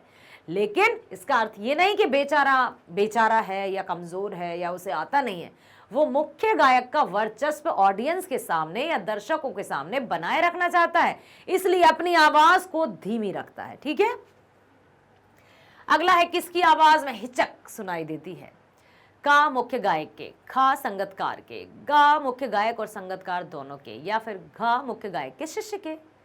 तो यहां पर बात आ रही है संगतकार की आवाज में वो हिचक साफ सुनाई देती है, क्योंकि वो ये नहीं चाहता कि जब तार सप्तक में मुख्य गायक जैसे सारे गा मा पा धा नी सा सा नी धा पा मा गा रे सा, अब तार सप्तक मतलब सबसे हाई पिच, जब मुख्य गायक का गला एकदम बैठने लगता है तब संगतकार उसको सपोर्ट देता है और इस तरह से उसका साथ देता है कि किसी को पता नहीं चलता कि किसने हेल्प की, और अपनी आवाज को वो पीछे रखता है, उसमें हिचक सुनाई देती है, ताकि जो दर्शक उस मुख्य गायक को देख रहे हैं उसका ही सत्ता जमी रहे, अर्थात उसका जो वैल्यू है, जो वर्चस्व है, वो बना रहे। हो गए 5 नंबर। चलते हैं 10वें प्रश्न की ओर। पद्य पाठों के आधार पर निम्नलिखित 2 बहुविकल्पी प्रश्नों के सर्वाधिक उपयुक्त विकल्प चुनकर लिखिए। 2 नंबर का है ये, उत्साह कविता के आधार पर बताइए कि कवि ने बादलों की तुलना किससे की है? का वर्षा से, खा केशों से, केश मतलब बाल, या गा संसार से, या घा इनमें से कोई नहीं। तो उन्होंने की है घुंघराले केशों से, काले काले बालों से। ठीक है, अगला राम लक्ष्मण परशुराम संवाद के आधार पर बताइए कि परशुराम ने शिव धनुष तोड़ने वाले की तुलना किससे की है? सहस बाहु सम सो रिपु मोरा। का राम से, खा लक्ष्मण से, गा सहस्र बाहु से, या फिर घा इनमें से कोई नहीं। यस, उन्होंने कहा था कि जिसने भी शिव धनुष तोड़ा है वो सहस्र बाहु के समान मेरा शत्रु है, और अब मेरे कुठार से उसे कोई नहीं बचा सकता। यस, हमारा खंड का 40 नंबर हुए पूरे। अब हम चलते हैं खंड खा की तरफ, वर्णनात्मक प्रश्नों की ओर, जो भी 40 नंबर का रहेगा। गद्य पाठों के आधार पर निम्नलिखित 4 प्रश्नों में से किन्हीं 3 प्रश्नों के उत्तर लगभग 25 से 30 शब्दों में लिखिए। बहुत ध्यान पूर्वक इन प्रश्नों को पढ़िएगा। प्रश्न दिए हैं 4, उत्तर देना है आपको 3 के। ठीक है, अब ये है आपकी ही पाठ्य पुस्तक का चैप्टर का संस्कृति। पाठ का उद्देश्य या उसमें निहित संदेश स्पष्ट कीजिए। संस्कृति पाठ से स्पष्ट होता है कि ज्ञानी एवं बुद्धिमान लोगों द्वारा नए नए आविष्कार करने की प्रेरणा उसकी संस्कृति है। मतलब जो भी नए आविष्कार होंगे वो संस्कृति, और सभ्यता उस संस्कृति को आगे बढ़ाना सभ्यता। ठीक है, जिससे मानवता का कल्याण होगा, इसी संस्कृति का परिणाम सभ्यता है। इससे जो भी परिणाम होंगे वो सभ्यता है। संस्कृति के मूल में कल्याण की भावना समाई होती है, अर्थात जो संस्कृत व्यक्ति रहते हैं उनके मन में जन कल्याण की भावना रहती है। मनुष्य को अपने कार्यों से कल्याण की भावना में कमी नहीं आने देनी चाहिए। मनुष्य का सदा यही प्रयास होना चाहिए कि उसकी सभ्यता असभ्यता ना बनने पाए, अर्थात जो भी हम कार्य करते हैं वो किस भावना से किया जा रहा है, ये मुख्य बात होती है। ठीक है, हमारी भावना यदि लोक हित या कल्याण के लिए है, मतलब हम संस्कृत व्यक्ति हैं। यदि हम सिर्फ और सिर्फ सेल्फ सेंटर्ड या स्वार्थी हो गए तो हम असभ्य में कहलाने लगेंगे। ठीक है, अब देखते हैं अगला। कैप्टन चश्मे वाले की मृत्यु पर हालदार साहब की क्या स्थिति थी? नेताजी का चश्मा पाठ के आधार पर बताइए। तो आपको पता है ना, कैप्टन हालदार साहब ने समझा था कि कैप्टन कोई ऐसे आजाद हिंद फौज का सिपाही होगा या अच्छा हिष्ट पुष्ट सा जवान होगा। अब यहां पर जब उन्होंने बेचारे की मृत्यु के बारे में सुना तो हालदार साहब की आंखें नम हो गई थी और उन्होंने अपने ड्राइवर से कह दिया था कि अब इस चौराहे पर गाड़ी मत रोकना, मैं नहीं रुक सकता, क्योंकि कैप्टन से उनका बहुत लगाव हो गया था। कैप्टन एक सच्चा देशभक्त था जो प्रतिदिन नेताजी की मूर्ति पर चश्मा लगाता था। हालदार साहब कैप्टन चश्मे वाले की मृत्यु पर दुखी और विचलित थे। हालदार साहब के अनुसार कस्बे में एक सच्चे देशभक्त को खो दिया। वे सोच रहे थे कि कस्बे में पहले की भांति सुभाष चंद्र बोस की मूर्ति अवश्य होगी, परंतु कैप्टन की भांति मूर्ति को चश्मा पहनाने वाला कोई नहीं होगा और अब मूर्ति बिना चश्मे के ही देखने को मिलेगी, क्योंकि कैप्टन की मृत्यु हो चुकी थी। कैप्टन हर दिन नेताजी की मूर्ति पर चश्मा लगाता था और जब कैप्टन की मृत्यु हुई तो हालदार साहब ने सोचा कि अब नेताजी की मूर्ति पर चश्मा लगाने वाला कोई नहीं होगा। लेकिन एक और अच्छी बात यहां पर उनको लगी कि अंत में जब वो एकदम से जा रहे थे और अचानक से कहा रोको रोको, गाड़ी का ब्रेक ना लगते लगते वो गाड़ी से कूद पड़े और जाकर नेताजी की मूर्ति के सामने एकदम सावधान की स्थिति में खड़े हो गए। उनकी आंखें नम थी। कैसे, क्यों? याद रखिएगा इस बात को, प्रश्न इससे पूछा जा सकता है कि नेताजी की मूर्ति पर सरकंडे से बना चश्मा रखा था। सरकंडा मतलब बांस की जो पतली पतली पिंचेस रहती है ना, स्ट्रिप्स टाइप, उनसे भी चश्मा बना दिया जाता है जो बच्चे खेल खेल में बना देते हैं। तो हालदार साहब ने जब सरकंडे से बना चश्मा मूर्ति पर देखा तो वो भावुक हो गए। उनको ये लगा कि चलो कम से कम हमारा देश का भविष्य अच्छे हाथों में है, आपके हाथों में है। ठीक है, बच्चों के हाथों में। प्रश्न है, बाल गोविंद भगत पाठ के आधार पर बताइए कि बाल गोविंद भगत की दिनचर्या लोगों के आश्चर्य का विषय क्यों थी? सर्दी हो, गर्मी हो, बारिश हो, कोई भी मौसम हो, बाल गोविंद भगत अपने रूटीन में कोई परिवर्तन नहीं करते थे। सूर्योदय से पहले उठना है, पोखर पर स्नान करने जाना है, भक्ति के गीत गाना है। मौसम कोई सा हो, माहौल कोई सा हो, उनकी दिनचर्या एकदम बंधे बंधाए ढर्रे पर चलती थी। बाल गोविंद भगत सुबह उठकर स्नान करते और दोनों समय गीत गाते। वह हर वर्ष गंगा स्नान के लिए जाते और संत समागम में भाग लेते। वह कबीर को अपना साहब मानते थे, उन्हीं के गीतों को गाते, उन्हीं के आदेशों का पालन करते। ईश्वर की आराधना में डूबे रहने के बाद भी वह अपनी गृहस्थी के कार्यों में लगे रहते। वे खेती बाड़ी का काम भी देखते थे, गृहस्थ साधु थे। इतने आयु होने के बाद भी उनकी अनुशासित दिनचर्या लोगों के आश्चर्य का कारण थी कि हर चीज को सही समय पर कैसे कर लेते हैं। सर्दी में, एकदम कड़कड़ाती सर्दी में भी वो जाते थे स्नान करने, प्रभाती गीत गाते थे, खेती का काम करते थे, गंगा स्नान के लिए जाते थे, पद यात्रा करते। यस, तो इस तरह से लोग बड़े आश्चर्यचकित होते थे। अगला प्रश्न है, लखनवी अंदाज पाठ के आधार पर बताइए कि नमक मिर्च छिड़ककर दिए गए खीरे की फांकों को देखकर लेखक की क्या स्थिति थी? अब जब नवाब साहब ने ऑफर किए कि किबला शौक फरमाए तो लेखक ने मना कर दिया, लेकिन वो देख रहे थे कि ककड़ी मतलब खीरे को काटा जा रहा है, नमक मिलाकर भुरका जा रहा है, तो लेखक के मुंह में भी पानी आ रहा था। लेकिन अब स्वाभिमान की रक्षा के लिए एक बार मना कर दिया था, इसलिए अब कैसे कहे। तो नमक मिर्च छिड़ाकर दिए गए खीरे की फांकों को देखकर लेखक उन्हें खाने के लिए लालायित हो रहे थे, किंतु वह पहले ही खीरा खाने से इनकार कर चुके थे, अतः उन्होंने समय एवं आत्मसम्मान निभाना ही उचित समझा। ठीक है। प्रश्न 12वां, पद्य पाठों के आधार पर निम्नलिखित 4 प्रश्नों में से किन्हीं 3 प्रश्नों के उत्तर लगभग 25 से 30 शब्दों में लिखना है, जो कि रहेंगे आपके 4 प्रश्नों में से 3। याद रखना, ठीक है। 3 प्रश्नों के उत्तर 2-2 नंबर के 25-30 शब्दों में। प्रश्न है, जब परशुराम ने शिव धनुष के टूटने और इसे तोड़ने वाले के विषय में पूछा, तो श्री राम ने सीधा उत्तर ना देकर ये क्यों कहा? क्या? हे नाथ, शिव जी के धनुष को तोड़ने वाला आपका ही कोई सेवक होगा। सीधे सीधे ये क्यों नहीं कहा कि शिव धनुष मुझसे टूट गया है या मैंने तोड़ दिया है? उन्होंने ये क्यों कहा कि शिव धनुष को तोड़ने वाला आपका कोई दास ही होगा या सेवक ही होगा? बताइए। राम लक्ष्मण परशुराम संवाद के आधार पर स्पष्ट कीजिए। आप लिखते हैं हम कि श्री राम परशुराम के क्रोधित स्वभाव से भली भांति परिचित थे, जानते थे कि वो कितने क्रोधी हैं। उन्हें यह भी पता था कि सहस्त्रबाहु, महान शक्तिशाली राजा सहस्त्रबाहु मतलब जिसकी हजार भुजाएं थीं, उसका भी वध किया था परशुराम जी ने। वे जानते थे कि परशुराम के क्रोध को केवल विनम्रता से ही शांत किया जा सकता है, और ऋषि होने के कारण वे त्रुटियों के लिए क्षमा करना भी जानते थे। इसी कारण श्री राम ने उत्तर दिया कि हे नाथ, शिव जी के धनुष को तोड़ने वाला आपका ही कोई सेवक होगा, क्योंकि वे परशुराम जी के व्यवहार से भली भांति परिचित थे और ऋषि के समक्ष विनम्रता पूर्वक बोलना चाहिए, बड़ों के समान।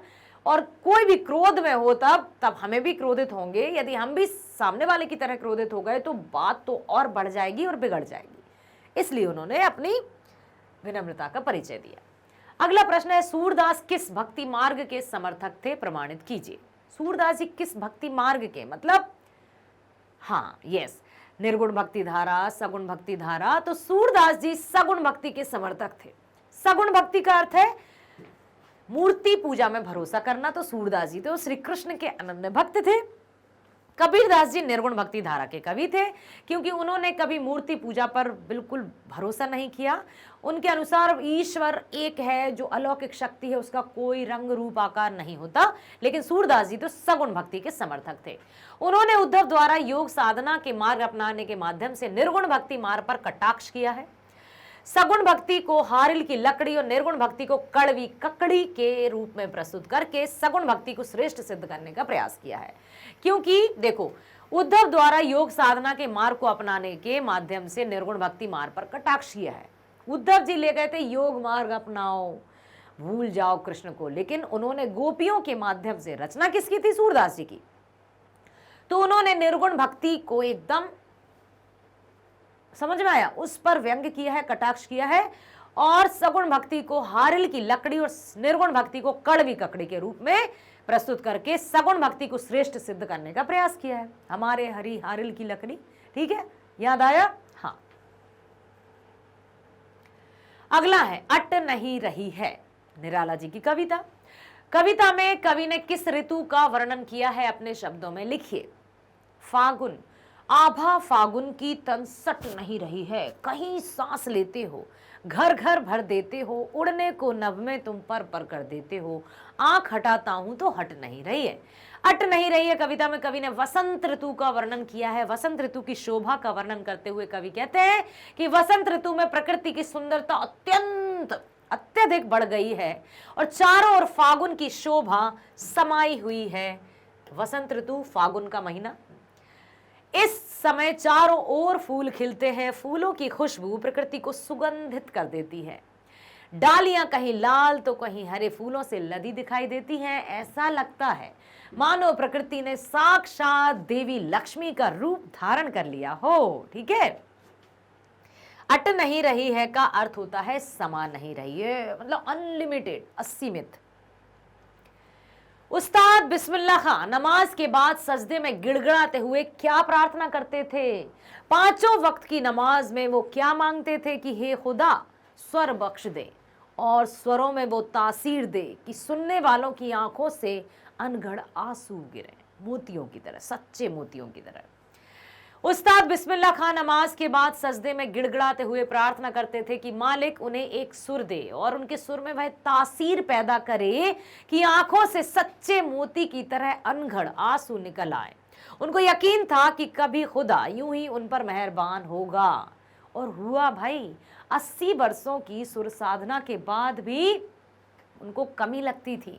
भारत रत्न से वो नवाजे गए। जब डॉक्टर APJ अब्दुल कलाम भारत के राष्ट्रपति थे, उस समय उस्ताद बिस्मिल्लाह खां को भारत रत्न प्राप्त हुआ, सर्वोच्च सम्मान भारत रत्न। फिर भी उन्होंने कभी भी ऐसा नहीं सोचा, भी नहीं, मस्तिष्क में भी, ख्याल में भी नहीं आया कि मैं तो शहनाई का शहंशाह हूं। तब भी वो यही कहते थे कि मैं सीख रहा हूं, मुझे अभी बहुत कुछ सीखना है। ये है लर्निंग स्किल।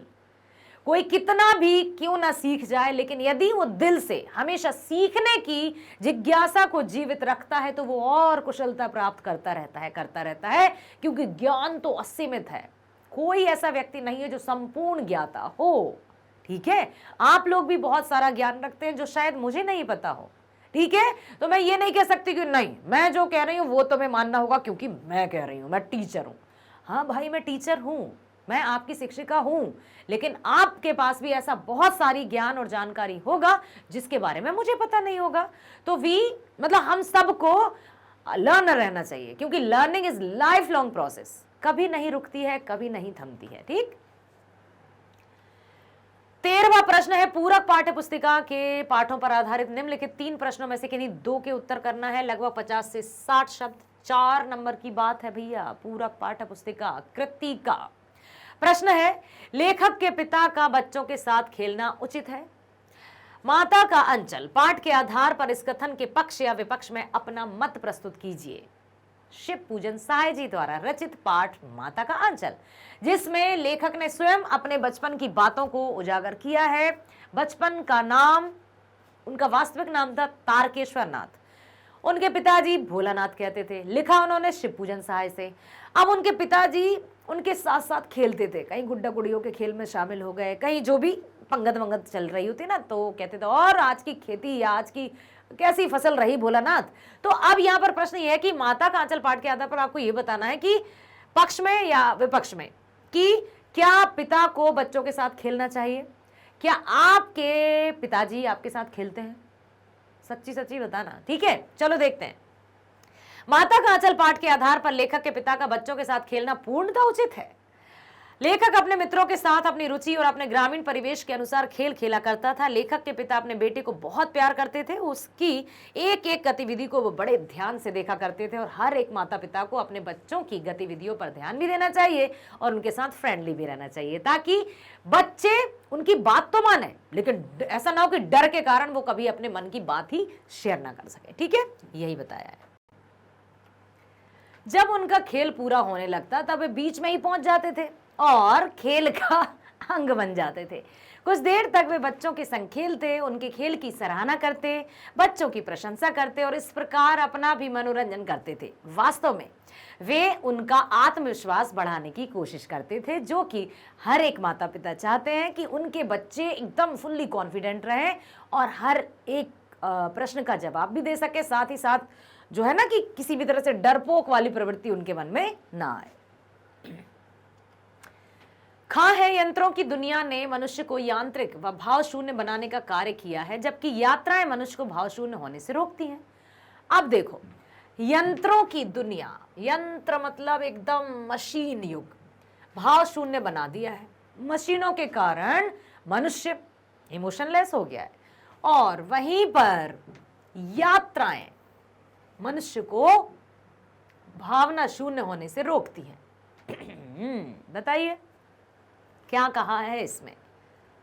हाँ, ये है साना साना हाथ जोड़ी, लेखिका मधु कांकरिया द्वारा लिखा था ना ये चैप्टर। तो यात्राएं मनुष्य को भाव शून्य होने से रोकती हैं। मैं इस कथन से पूर्ण रूप से सहमत हूं, क्योंकि मनुष्य की नीरस होती जीवन शैली से मुक्ति दिलाने में यात्राएं बहुत महत्वपूर्ण भूमिका निभाती हैं।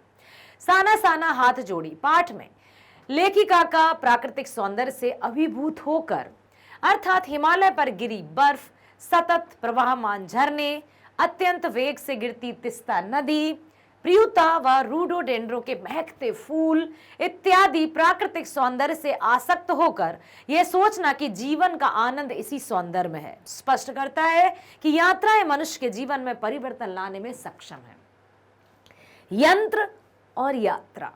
यंत्र मतलब मशीनी, पूरी तरह से भावना शून्य हो जाना, और वहीं यात्रा जहां पर हम जाते हैं, कहते हैं ना कि थोड़ा माहौल चेंज होना चाहिए, थोड़ा सा, मतलब कहते हैं ना प्रकृति में परिवर्तन, या थोड़ा सा परिवर्तन होता जाए, चेंज होता जाए तो मजा आता है लाइफ जीने में और अच्छा भी लगता है, थोड़ा इंटरेस्ट भी बना रहता है। तो यात्राएं, जब जैसे ही लेखिका गई, वहां सिक्किम की यात्रा की उन्होंने, है ना, और वहां पर साथ ही साथ गंगटोक की यात्रा की, उन्होंने गंगटोक लिखा है, और वहां सब कुछ देखकर जैसे वो उन्होंने बहुत अच्छे से लिखा है कि ऐसा लगता है कि मैं अपने आप को ही भूल गई हूं, मैं भूल गई हूं कि मैं क्या हूं, एकदम मेरी जो स्थिति है शून्य हो गई, मतलब क्या है पीछे की बातें, कौन सी चिंताएं, सब कुछ भूलकर यहाँ के सौंदर्य में खो गई हूं। तो यात्राएं मनुष्य को भावनाओं से जोड़ती हैं। ठीक है,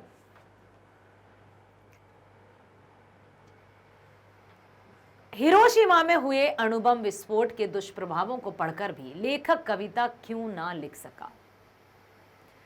अब स्वयं उन्होंने अपना अनुभव और अनुभूति इस चैप्टर के माध्यम से व्यक्त की है। तो यहां पर यद्यपि लेखक विज्ञान का विद्यार्थी होने के कारण रेडियोधर्मी तत्व, रेडियोधर्मिता के प्रभाव आदि का सैद्धांतिक ज्ञान गहराई से रखता था, इसके बाद भी हिरोशिमा में अणु बम गिरने और उसके परवर्ती प्रभावों का विवरण पढ़ने के बाद भी वह लेख आदि में कुछ लिख पाया, पर कविता ना लिख सका, क्योंकि लेख लिखने के लिए बौद्धिक पकड़ की आवश्यकता है, जबकि कविता लिखने के लिए अनुभूति के स्तर की विवशता। कविता होती है भावना प्रधान, लेख तभी तो, जैसे मैं स्टूडेंट से भी कहती हूँ ना कि चलिए पोएम लिखिए, किसी पर कुछ रचना कीजिए पोएम के रूप में, तो बच्चे कहते हैं, स्टूडेंट्स कहते हैं मैम क्या हम आर्टिकल टाइप लिख लें, क्या हम अनुच्छेद लिख लें। क्यों? क्योंकि कविताएं अनुभव के आधार पर लिखी जाती हैं, कविताएं भावना प्रधान होती हैं। तो यहां पर उन्होंने यही साफ बताया है कि कुछ भी लिखने के लिए, मतलब कोई भी जैसे अनुच्छेदा में लिखना है तो उसमें भी बुद्धि की आवश्यकता है, जबकि कविता के लिए अनुभूति के स्तर की विवशता। हिरोशिमा की घटना पढ़ने मात्र से उनके भीतर अनुभूति के स्तर की विवशता उत्पन्न ना हो सकी। मतलब जब उन्होंने हिरोशिमा की घटना यात्रा के दौरान पढ़ी तो पढ़कर उनके मन में वो अनुभूति जो उन्हें अनुभव से जोड़ सके, जो एकदम से कनेक्टेड हो सकती थी, वो उस तरह की अनुभूति उत्पन्न नहीं हो सकी, इसलिए उन्होंने कविता ना लिखकर लेख की रचना की। अगला प्रश्न है, निम्नलिखित 3 विषयों में से किसी एक विषय पर लगभग 120 शब्दों में सारगर्भित अनुच्छेद लिखिए। का छात्र असंतोष, 6 नंबर। ठीक है, सबसे पहले देखते हैं संकेत बिंदु जो कि आपके पेपर में दिए जाएंगे। भूमिका, छात्र असंतोष का प्रभाव, शिक्षा का महत्व और उपसंहार। क्यों है आखिर छात्र असंतोष, क्या कारण है इसके पीछे, आइए जानते हैं कि इसका कारण क्या है।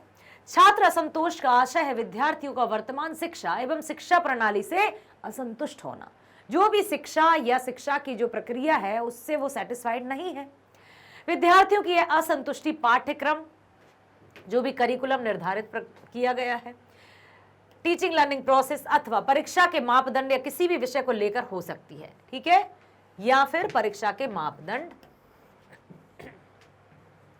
इसी तरह के कुछ विषय को लेकर हो सकती है। हम कई बार देखते हैं कि कुछ विद्यार्थियों को उनके पसंदीदा पाठ्यक्रमों अथवा स्थानों में प्रवेश न मिलने के कारण भी उनमें असंतोष की भावना घर कर जाती है कि वो चाहते हैं किसी विषय को लेना, लेकिन उन्हें नहीं मिल पाता। इसके लिए उनके मन में बड़ी, मतलब वो दुखी हो जाते हैं।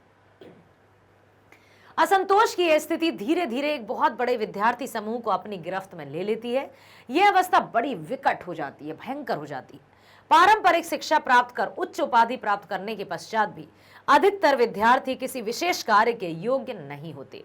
इसके कारण शिक्षित बेरोजगारी की स्थिति उत्पन्न हो जाती है, क्योंकि अब जहां पर छात्र असंतुष्ट ही नहीं होंगे वहां पर शिक्षकों को काम कैसे होगा। यदि जो काम कर भी रहे हैं तो कहीं ना कहीं हर, जैसे विद्यार्थियों की असंतुष्टि का कारण शिक्षकों की पढ़ाई भी हो सकती है, तो फिर शिक्षकों की रोजगार छीन लिया जाता है। ठीक है, तो इससे बेरोजगारी भी उत्पन्न हो जाती है शिक्षकों के लिए। शिक्षा के निजीकरण के कारण प्राइवेट स्कूल्स की बात की जा रही है। उच्च शिक्षा प्रदान करने वाले शिक्षण संस्थानों की संख्या तो बढ़ गई, किंतु इन संस्थानों में विद्यार्थियों का अत्यधिक शोषण होता है।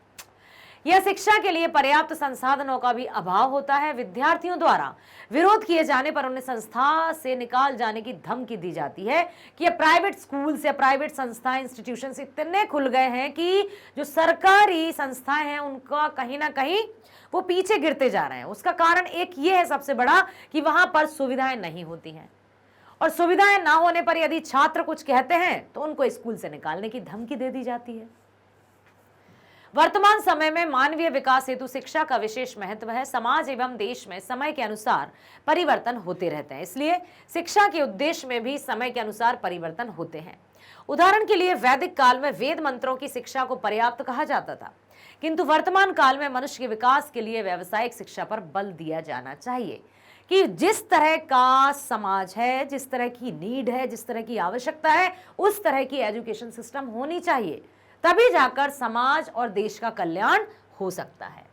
छात्र असंतोष को दूर करने के लिए सबसे पहले देश की शिक्षा व्यवस्था में सुधार कर इसे वर्तमान समय के अनुरूप करना होगा। इसके लिए व्यावसायिक शिक्षा प्रदान करने वाले शिक्षण संस्थानों की स्थापना करनी होगी, और इसके अतिरिक्त राजनीति को शिक्षा से दूर रखना होगा, और यह सुनिश्चित करना होगा कि इन संस्थानों में शिक्षक एवं कर्मचारी अपनी मनमानी कर विद्यार्थियों का भविष्य नष्ट ना कर पाए। किसी भी तरह से किसी की मनमानी नहीं चलनी चाहिए, नहीं तो अच्छा खासा एक बच्चा, एक विद्यार्थी देश के लिए हानिकारक हो सकता है। तो शिक्षा ही वो माध्यम है जिसके द्वारा समझदार, सुयोग और सभ्य नागरिक प्राप्त हो सकता है। अगला है समाज में व्याप्त अंधविश्वास। इसमें भी इसी तरह से होंगी भूमिका, अंधविश्वास की अवधारणा, अंधविश्वास पर भरोसा और उपसंहार। अब सबसे पहले देखते हैं कि कौन कौन से अंधविश्वास है, कैसा अंधविश्वास है। अंधविश्वास कोई तार्किक विचारधारा नहीं है जहां पर तर्क के साथ, फैक्ट के साथ कुछ उसका प्रमाण दिया जाए। किसी भी कार्य के प्रति अतार्किक रूप से लोगों की रूढ़िबद्ध बातों पर विश्वास कर अपने मन में भ्रम उत्पन्न कर लेने को ही उसका ही नाम है अंधविश्वास। मतलब जिसका ना कोई सिर हो ना पैर हो, और किसी ने कुछ कहा रूढ़िवादी सोच के अनुसार और उसकी बातों पर विश्वास कर लिया कि वो बड़े हैं या फिर वो पढ़ते हैं या फिर वो मतलब उनको ज्ञान है, वो कई लोगों की संगतों में बैठते हैं, तो नहीं हमें उनकी बात माननी चाहिए, और उस बात को मानकर हम अपने जीवन को या अपने जीवन में उथल पुथल मचाने लगते हैं। इसका नाम ही अंधविश्वास है। तो जब तक किसी बात की तह तक ना जाए, जब तक हमें फैक्ट ना मिल जाए, हमें इस तरह के अंधविश्वासों में तो बिल्कुल नहीं पड़ना है। अंधविश्वास एक ऐसी धारणा है जिसमें लोग अपने ज्ञान और विवेक का प्रयोग नहीं करते, बल्कि अवैज्ञानिक बातों पर विश्वास करने लगते हैं। अंधविश्वास के उदाहरण आज हम अपने आसपास अनेक रूपों में देख सकते हैं, जैसे बिल्ली के रास्ता काटे जाने पर यह सोचा जाने की आगे दुर्घटना हो जाएगी, या फिर छत पर कौवे के बोलने पर मेहमान आने का पूर्व ज्ञान लगा लेना आदि।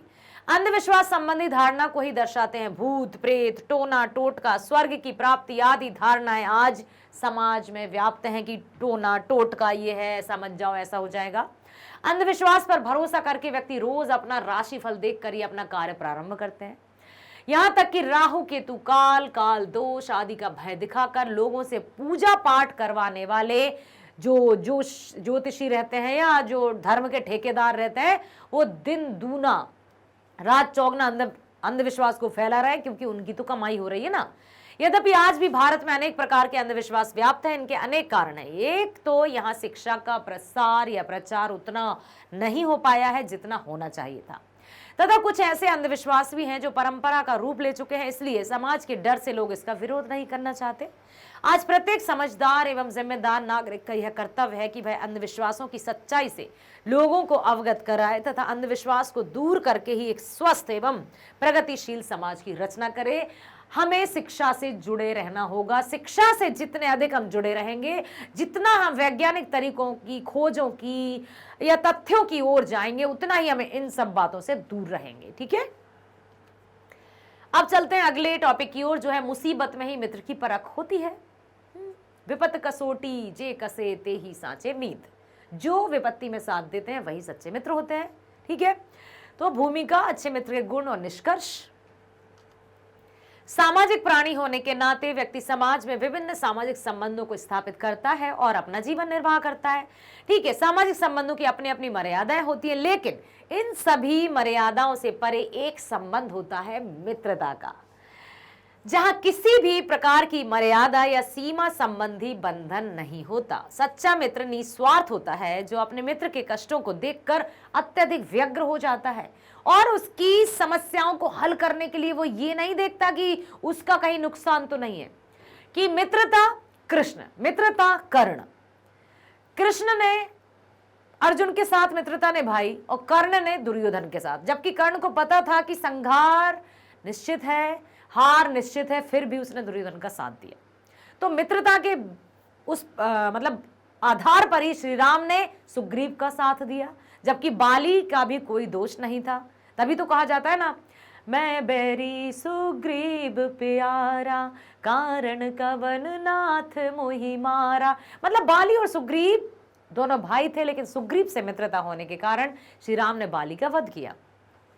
सच्चा मित्र अपने मित्र को गलती एवं पाप करने से रोकता है, बचाता है, उसके गुप्त रहस्यों को छिपा कर रखता है और गुणों को सबके समक्ष उजागर करता है। विपत्ति के समय भी उसके साथ बना रहता है और ऐसे समय में उसकी सहायता भी करता है। तन मन धन देने में कोई संकोच नहीं करता। सच्चे मित्र आलोचक की भूमिका भी अच्छी प्रकार से निभाते हैं। सच्चे मित्र हमेशा सही मार्ग पर चलने की सलाह देते हैं। ऐसा नहीं है कि मित्र कोई गलत काम कर रहा है तो हम भी उसके साथ हो लिए क्योंकि हम मित्र हैं भाई, नहीं, वो उस मित्र को सही राह पर ले जाएगा, उसको गलत काम करने से रोकेगा।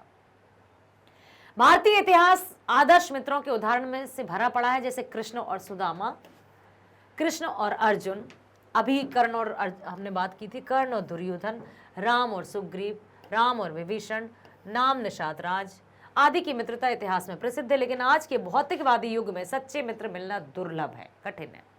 यह सत्य है कि पूर्ण रूप से निर्दोष एवं सर्वगुण संपन्न व्यक्ति कोई नहीं होता। प्रत्येक व्यक्ति में कुछ ना कुछ कमी अवश्य रहती है, इसलिए सोच समझकर, जांच परख कर सच्चे मित्र का चुनाव करना चाहिए। जो विपत्ति में साथ दे वही सच्चा मित्र होता है। इस तरह से उदाहरण लिखेंगे और बहुत अच्छे से आपको अंक प्राप्त हो जाएंगे।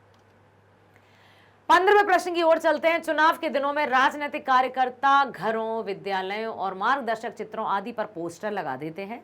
इससे लोगों को होने वाली असुविधा पर अपने विचार व्यक्त करते हुए किसी प्रतिष्ठित दैनिक समाचार पत्र के संपादक को पत्र लिखिए। कौन सा पत्र है? औपचारिक पत्र। ठीक है, औपचारिक पत्र में हम लिखेंगे संपादक महोदय, दैनिक जागरण, मेरठ। अब आपको पता है ना कि जो आपकी आंसर शीट रहेगी उसमें आपको पत्र लेफ्ट हैंड साइड से ही स्टार्ट करना है, विषय लिख देना है और यहां से शुरू कर देना है। बॉडी लिखते गए लिखते गए लिखते गए और एंड भी आपको लेफ्ट हैंड में ही करना है। ठीक है, पत्र लेखन। ओके, तो हमने देखा यहां पर लेफ्ट हैंड में ही स्टार्ट हो रहा है। बिल्कुल आपको पूरे 5 नंबर मिल जाएंगे, चिंता नहीं करना है, बस ध्यान रखना है रूल्स एंड रेगुलेशंस को। दिनांक 20 मार्च 2022 20 जो भी लिखना है। विषय पोस्टर लगाने से होने वाली असुविधा हेतु महोदय या मान्यवर, मैं बेगम बाग का निवासी हूं तथा आपके लोकप्रिय दैनिक समाचार पत्र के माध्यम से चुनाव के दिनों में विभिन्न राजनीतिक दलों के कार्यकर्ताओं द्वारा स्थान स्थान पर लगाए जाने वाले होर्डिंग्स और कागज के पोस्टरों से उत्पन्न होने वाली समस्या की ओर ले जाना चाहता हूं। इस समय चुनाव का माहौल होने के कारण राजनीतिक दलों के कार्यकर्ता दीवारों पर जगह जगह पोस्टर चिपका देते हैं, नारे लिख देते हैं, जिसके कारण पता आदि ढूंढने में काफी परेशानी होती है। चुनाव के बाद भी कोई राजनीतिक दल या सरकारी संस्था इसकी खोज खबर नहीं लेती। इस बारे में चुनाव आयोग को आगे आकर इस संदर्भ में कड़ी कार्रवाई करनी चाहिए। जिस राजनीतिक दल का पोस्टर दीवारों या दरवाजों पर लगा हो उसे हर्जाना लिया जाना चाहिए। मुझे आशा ही नहीं बल्कि पूर्ण विश्वास है कि सामान्य जनता के हित में सभी राजनीतिक दल, चुनाव आयोग तथा नगर निगम अपने कर्तव्यों का सावधानी पूर्वक निर्वाह करेंगे तथा ऐसा कोई भी कार्य नहीं करेंगे जो जनता के लिए असुविधापूर्ण हो। धन्यवाद। भवदीय काखा गा। भवदीय लिखते हैं इस तरह के पत्रों में। ठीक है, धन्यवाद लिखना बिल्कुल मत भूलिएगा और इस तरह से आप लिख देंगे। नाम वाम लिखने की जरूरत नहीं है। हाँ, यदि नाम विषय में दिया है कि ये मान लीजिए आप सुरेश हैं और इस कॉलोनी के निवासी हैं या इस संस्था के अध्यक्ष हैं, तब आप अपना नाम नीचे लिख सकते हैं। अथवा अपने मित्र को पत्र लिखकर बताइए कि महानगरीय जीवन किस प्रकार सुखद भी है और दुखद भी है। अब आया है ये औपचारिक पत्र है या अनौपचारिक। औपचारिक मतलब ऑफिशियल लेटर जिसमें विषय लिखना ही होता है, ये है अनौपचारिक पत्र। अनौपचारिक पत्र अपने सगे संबंधियों को, मित्रों को लिखा जाता है। ठीक है, तो ये मित्र का है मतलब अनौपचारिक पत्र है। होगा शुरू लेफ्ट हैंड साइड से। पहाड़गंज दिल्ली, दिनांक 19 अप्रैल 2020। प्रिय मित्र नमस्कार। हाँ, हेलो हाय मत लिखना, हिंदी में बहुत अच्छी लिखित भाषा का ही प्रयोग करना, बोलचाल की भाषा को शब्द मतलब यहाँ पर प्रयोग मत करना।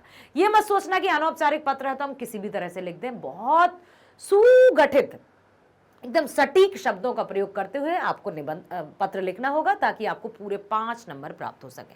देखिए, प्रिय मित्र नमस्कार, बहुत दिनों से तुम्हारा कोई पत्र प्राप्त नहीं हुआ। मैं काफी दिनों से सोच रहा था कि तुम्हें पत्र लिखूं, लेकिन रोज इतनी भाग दौड़ भरी जिंदगी में इसके लिए समय ही नहीं निकाल पा रहा। तुम्हें तो पता है कि दिल्ली भारत की राजधानी है। इसका अपना बहुत पुराना इतिहास है। यह शहर अनेक बार उजड़ा और अनेक बार बसा है। यहाँ भिन्न भिन्न संस्कृतियों के लोग आए और गए।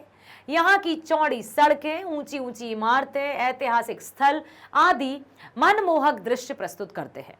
यहाँ सभी प्रकार की सुविधाएं और जीवन को बेहतर ढंग से जीने के लिए सभी संसाधन मौजूद हैं, लेकिन साथ ही इसका दुखद पहलू भी है।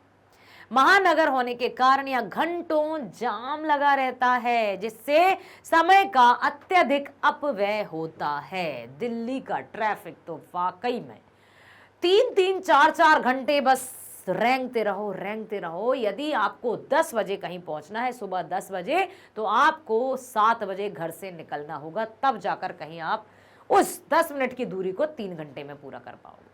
ये है वहां की स्थिति। तो जितनी सुविधाएं उतनी असुविधाएं भी हैं।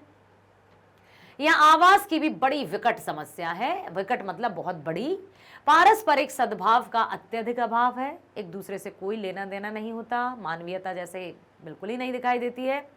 जीवन बहुत अधिक यांत्रिक है, मशीनों पर निर्भर है और निर्धन लोगों का जीवन बहुत दूभर है, मुश्किल है।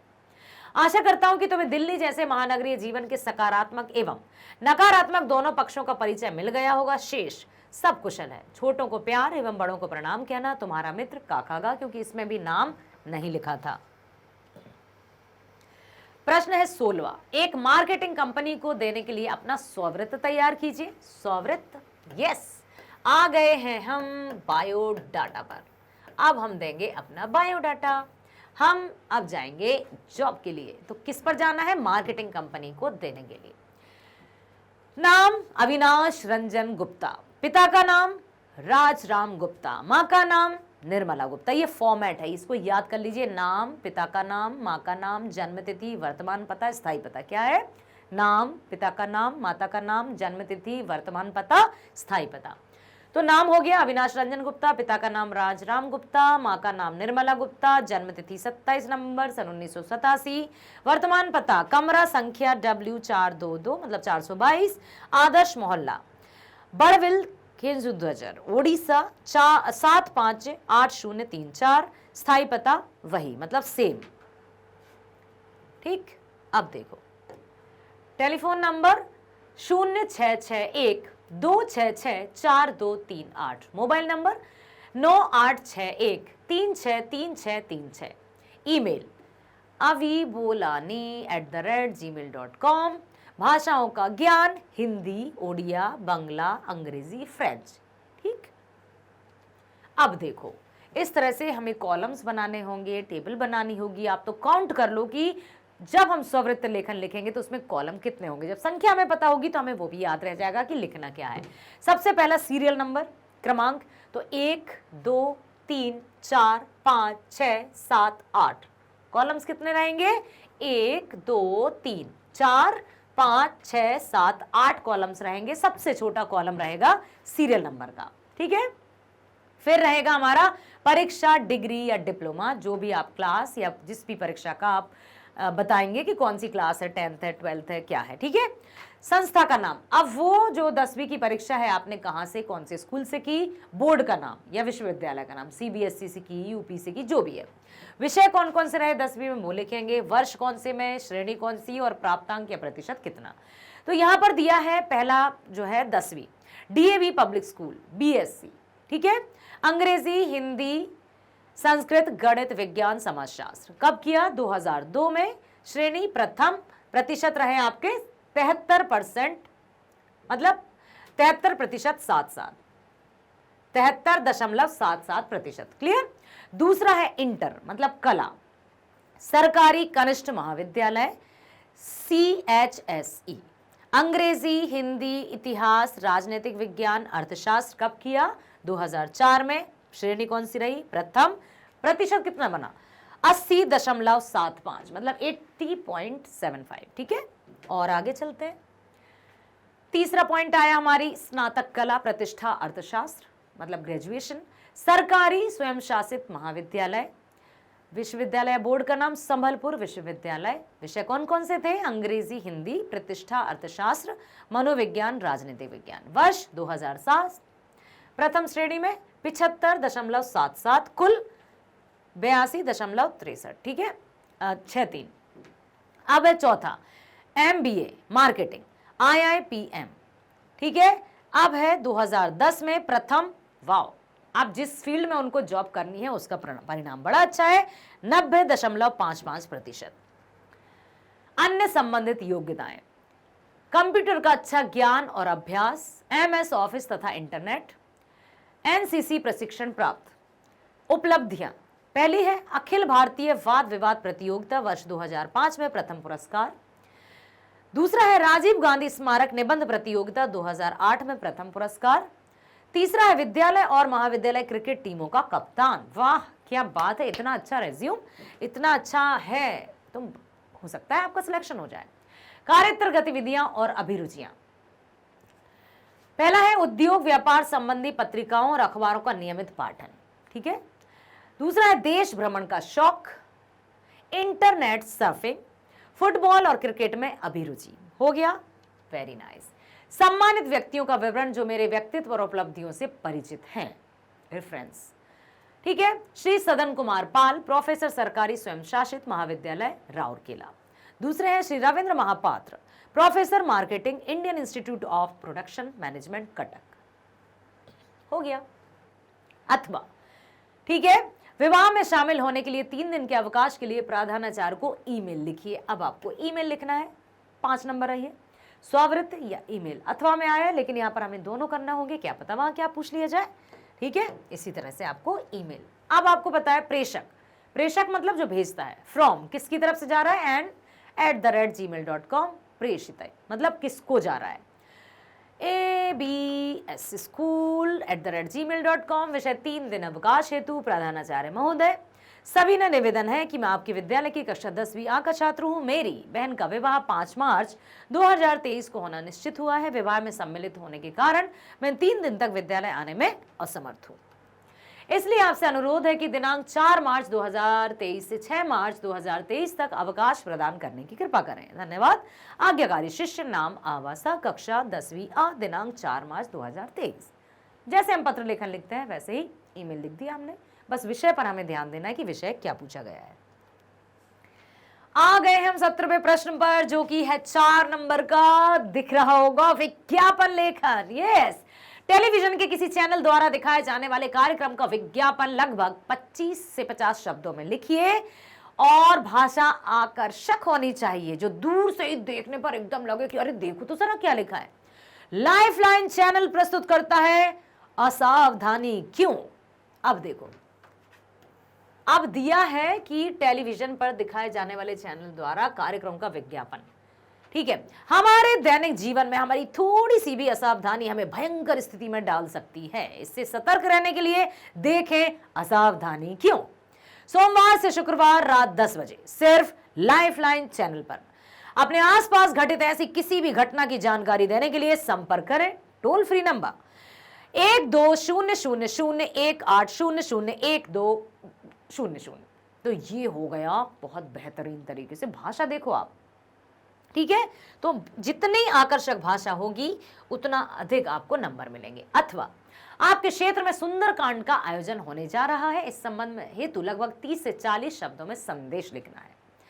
सुंदरकांड आयोजन संबंधी संदेश, दिनांक 1 अगस्त 2020, समय 2 बजे दोपहर। प्रिय क्षेत्रवासियों, आपको यह बताते हुए अत्यंत हर्ष हो रहा है कि हमारे क्षेत्र के हनुमान मंदिर में 5 अगस्त को प्रातः काल 9 बजे से सुंदरकांड का पाठ होने जा रहा है।